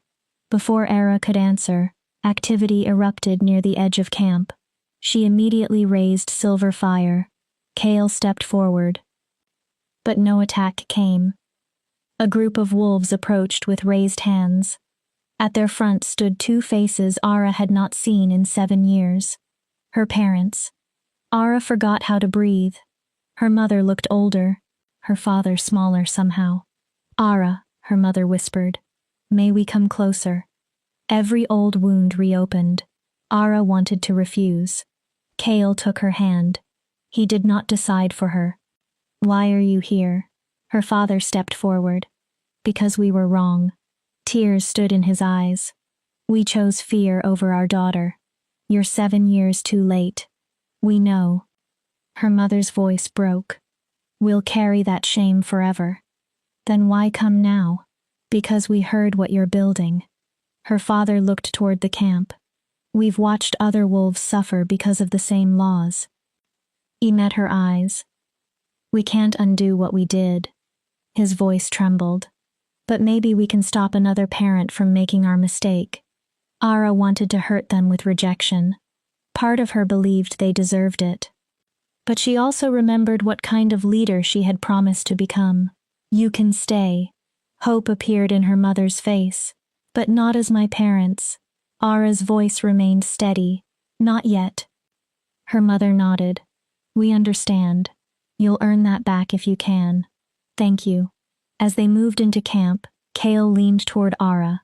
That was brave. That was terrifying. Usually the same thing. More wolves arrived, nearly 200. On the 15th day, a scout returned. "The council knows you're coming." The camp became silent. "They're calling allied packs. They think this is an invasion." "It isn't," Ara said. "We are returning." "How do we convince them?" "We walk to the gates." Murmurs spread. "Unarmed," Kale added. Someone protested. "They'll slaughter us." "Maybe," Kale said. "Or maybe 200 wolves standing together will force them to see that the old order is already failing." "And if they attack?" Mira asked. Ara and Kale exchanged a look. "We don't strike first," Kale said. "We defend." Ara nodded. "We show them we are not the monsters they created in their stories." Her silver eyes hardened. "But if they try to kill us, we fight." That night, Ara lay beside Kale beneath the stars. "Do you really think we can change the world?" "I think we already have." He held her closer. "Look at the camp." Ara listened to distant voices and laughter. 200 wolves who might have died alone found each other. He kissed her hair. "That is already change. Tomorrow could destroy it. Tomorrow can test it." Ara was quiet. "If we die, we won't. If we do," she turned toward him. "I need you to know I don't regret any of this." Kale's gaze softened. "Neither do I." "Even the trials? They led here." His hand cupped her face. "And I haven't had nearly enough time to love you." Ara's heart tightened. "So I intend to survive." She kissed him. At dawn, 200 wolves began walking toward the capital. No armor, no weapons, only a declaration made visible. Wolves lined roads as they passed. Some shouted insults, some threw stones. Others stared in silence, and some looked at Ara with something unmistakable: hope. The capital gates came into view. The council waited outside. 7 elders, guards. Allied alphas.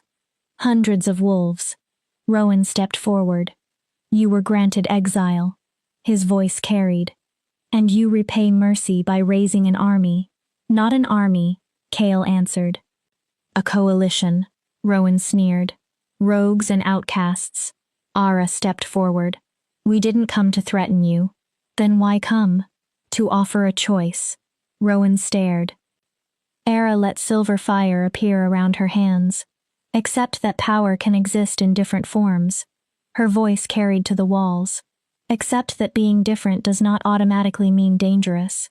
And if we don't?" "Then we'll build elsewhere," Kale said. "Every wolf you cast out will know there is somewhere else to go." It was partly a bluff. They did not yet have enough resources for an independent territory. But the council did not know that. Rowan's confidence flickered. You expect us to welcome you after what happened? No. Era shook her head. We expect you to listen. She looked toward the wolves watching from the walls. I was branded because I was born different. Her silver mark glowed. How many of you hide gifts? Silence. Abilities? More silence. Parts of yourselves because you're afraid your own pack will reject you? Ara saw recognition in countless faces. We aren't here to overthrow you. She looked back at Rowan. We're here to prove another way is possible. Kale stepped beside her. No more exile for differences that cause no harm. His voice strengthened. No more execution because someone was born into the wrong bloodline. Another council member shouted, You expect us to erase laws that have stood for centuries? Yes, Ara answered. Because age does not turn injustice into wisdom. A voice came from the walls. She's right. Another followed. The old laws are broken. More joined. Rowan looked around. His control was slipping. You want change? He raised his voice. Then use lawful process. Council debate. Votes. Then let's vote, Mira called. The crowd reacted. Rowan stiffened. Now, someone shouted. Let the people choose. Kale looked at Rowan. Afraid of the answer? The crowd grew louder. Rowan consulted the other elders. Finally, he spoke. Fine. The noise dropped. A vote. He raised a hand. In 3 days. Both sides would be allowed to make their case. Then the wolves of the capital would decide. Kale nodded. Agreed. The gates opened. Ara and Kale entered the capital again. Not prisoners. Not rulers. Challengers. The streets parted before them. The world had not changed yet. But for the first time, Ara could feel that it truly might. Chapter 10. The 3 days before the vote felt endless. Ara and Kale were given rooms in the keep's eastern wing. Not Kale's former chambers. Smaller rooms. A message without words. Tolerated. Watched. Not welcomed. Guards remained outside constantly. They're afraid, Kale said on the second night. Ara joined him at the window. Fear makes wolves desperate. His hand found hers. What if they sabotage the vote? Then we expose it. What if they say I've manipulated people with silver blood magic? We've spent 3 days doing nothing except talking. Kale turned toward her. Listening. He squeezed her hand. If this territory chooses the council after hearing both sides, then we continue elsewhere. And if they choose us? Then we rebuild. A knock sounded. Kale immediately tensed.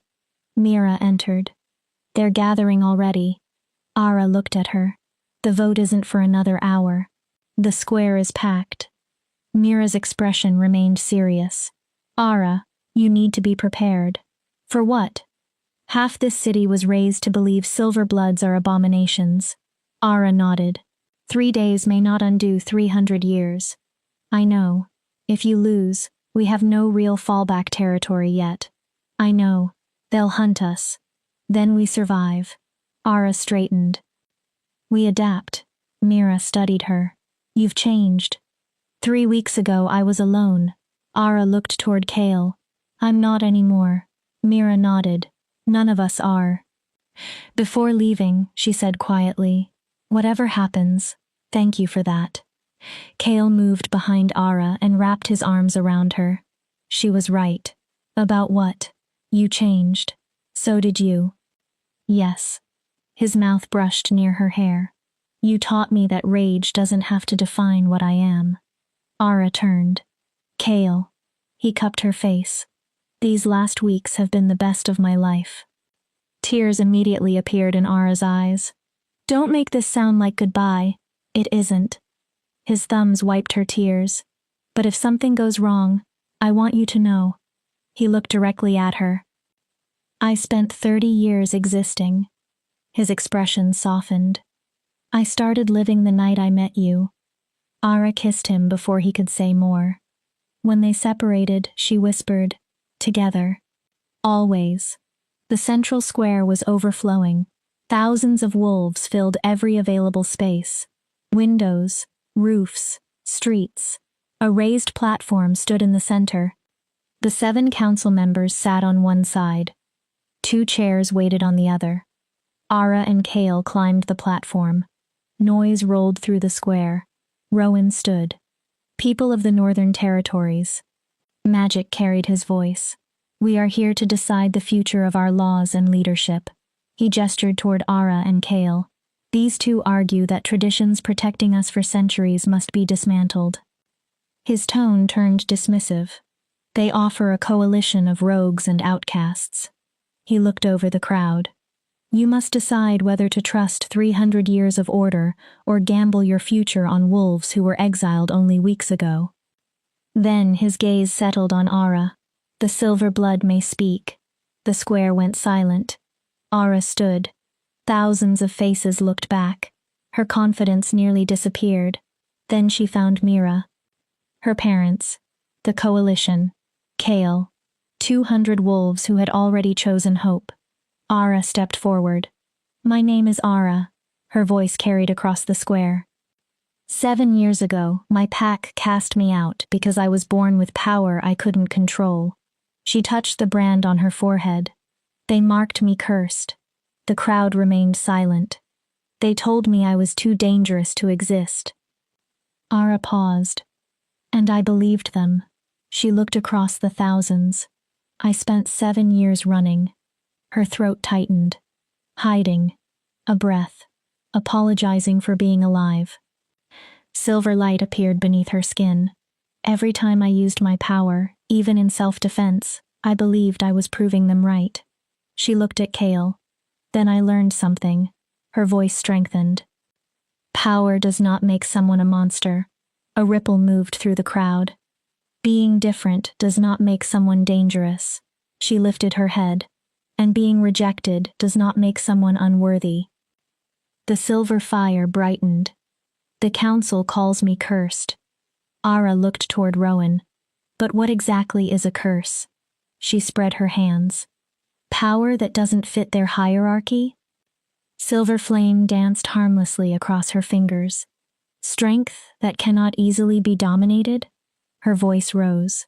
Or simply being born as something they did not expect. Ara faced the crowd again. I am silver blood. The words no longer carried shame. My ancestors were hunted because their power frightened other wolves. Rowan's face hardened.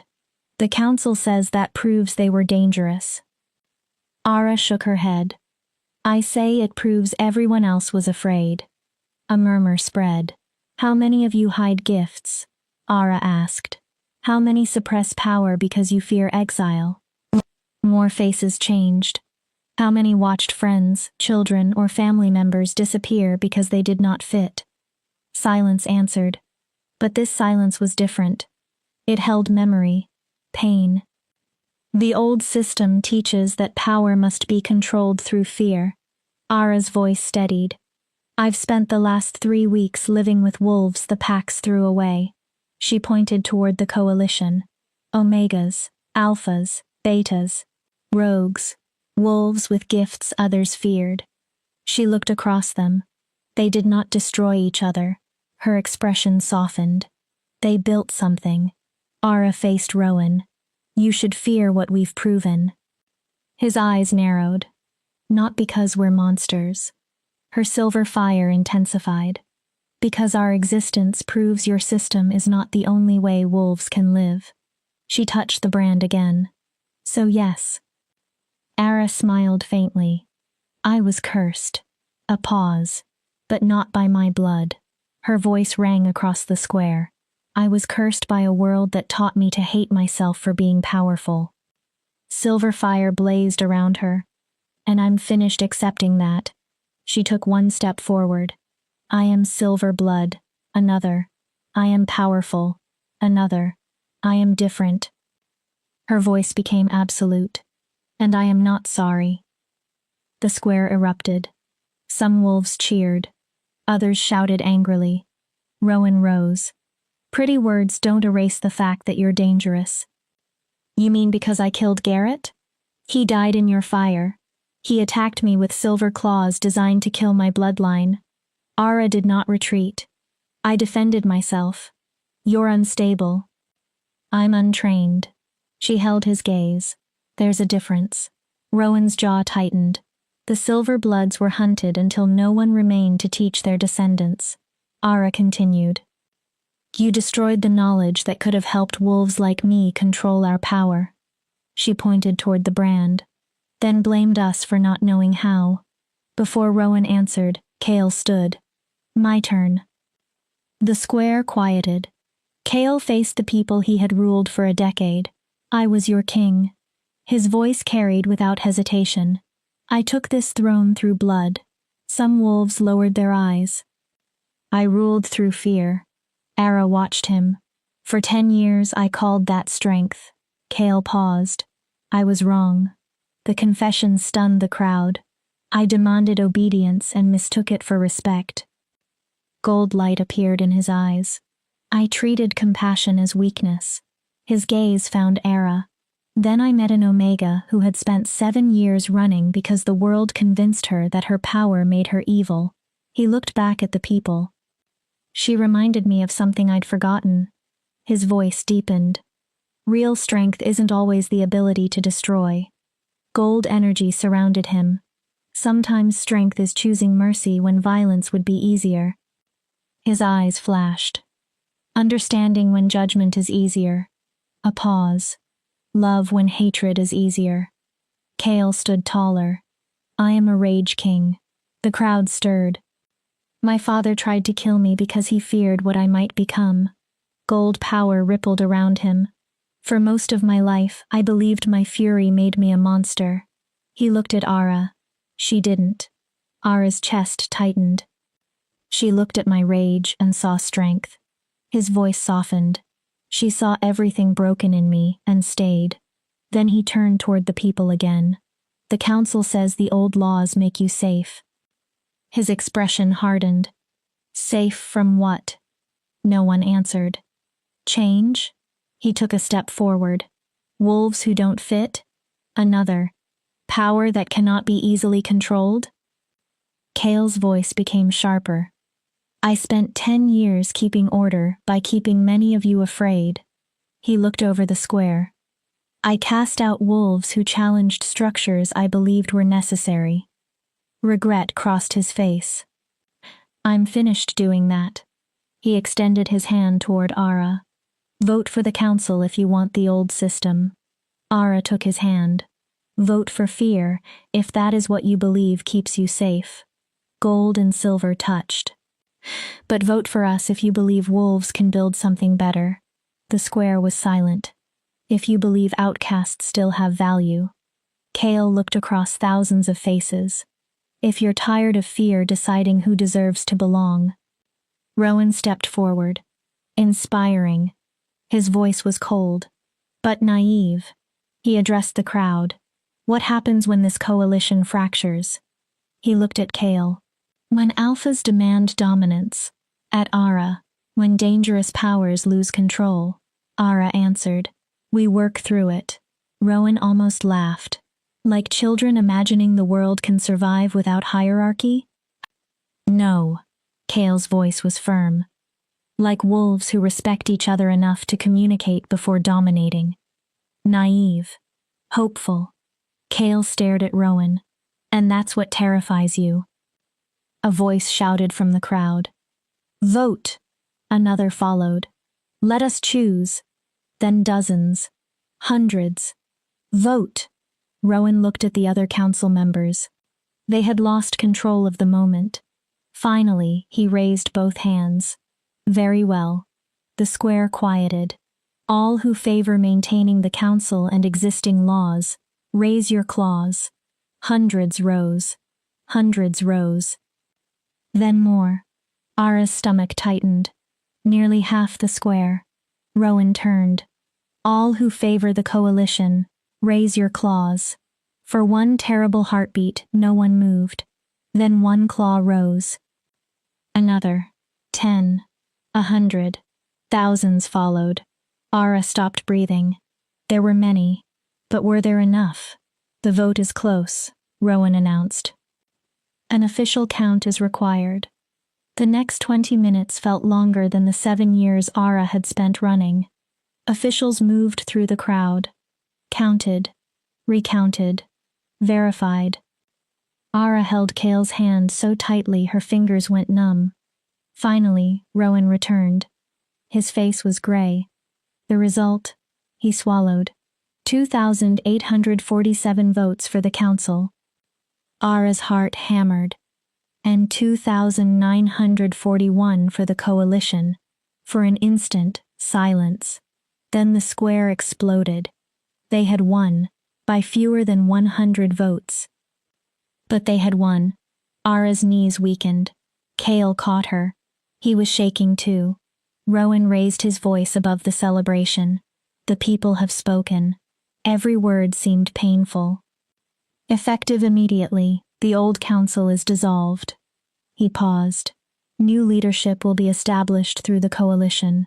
Mira reached Ara first. Tears covered her scarred face. You did it. Ara pulled her into an embrace. We did it. Wolves surged toward them. Outcasts crying, laughing, unable to believe something they had never dared imagine had happened. Then Ara felt the ground move. She stopped. Cale's hand closed around hers. Do you feel that? Yes. A crack appeared in the center of the square. Wolves backed away. The earth opened. Not violently, deliberately. Stone stairs descended into darkness.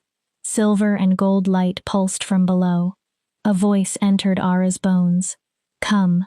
The old moon calls its champions. The first trial is complete. The true test has only begun. Ara looked at Cale. We should. Together.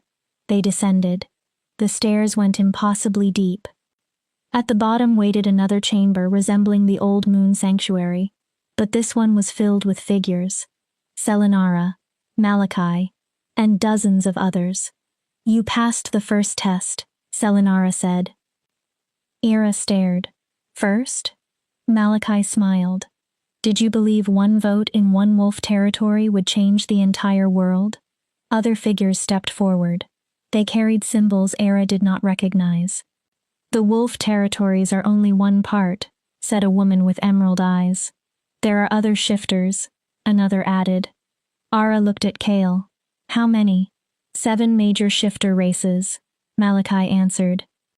Each with its own territories. Selinara continued. Each with its own ancient laws, prejudices, outcasts, and they've been watching you. Ara's heart sank. Why? To see whether fury and flame could truly unite.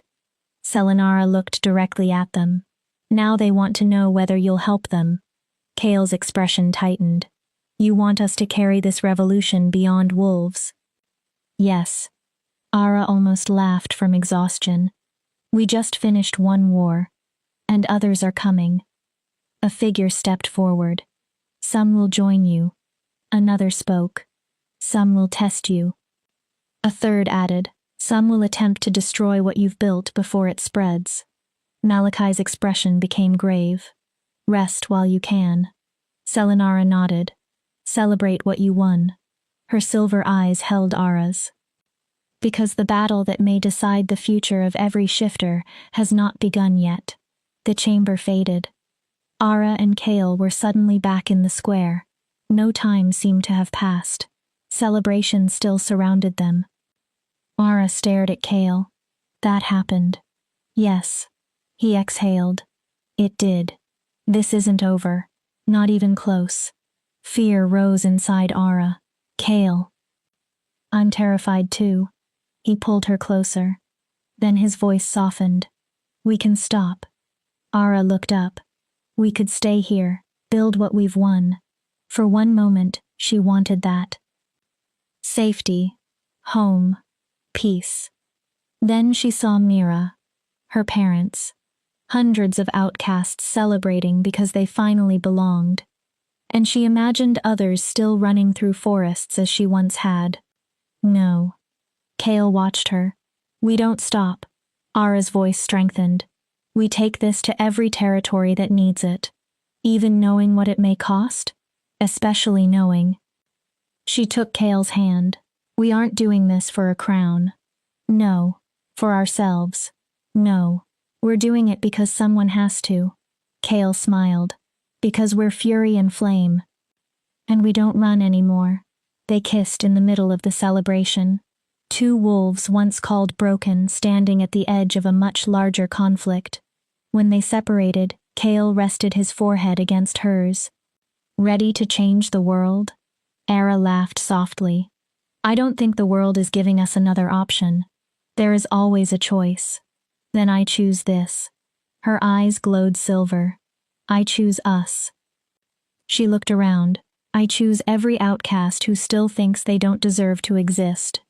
Months later, the coalition had grown beyond 1,000 wolves. They established territory in neutral land between 3 major packs. Homes rose. Schools.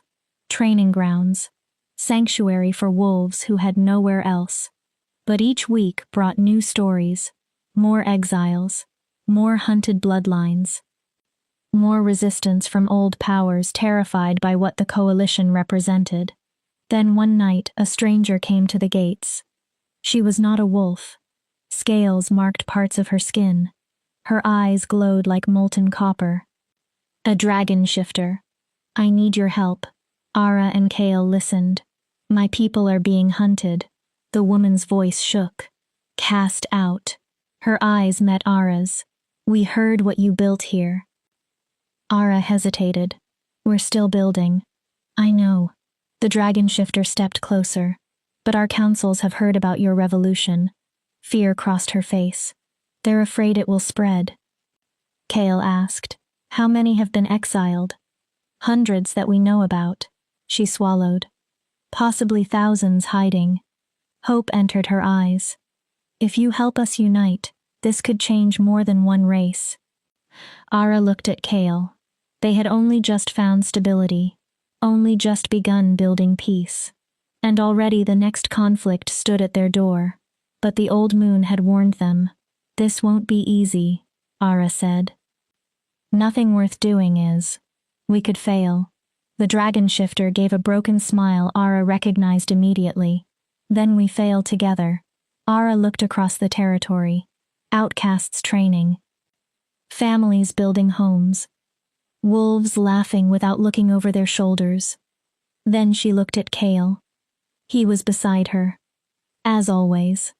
Okay. Ara faced the dragon. We'll help.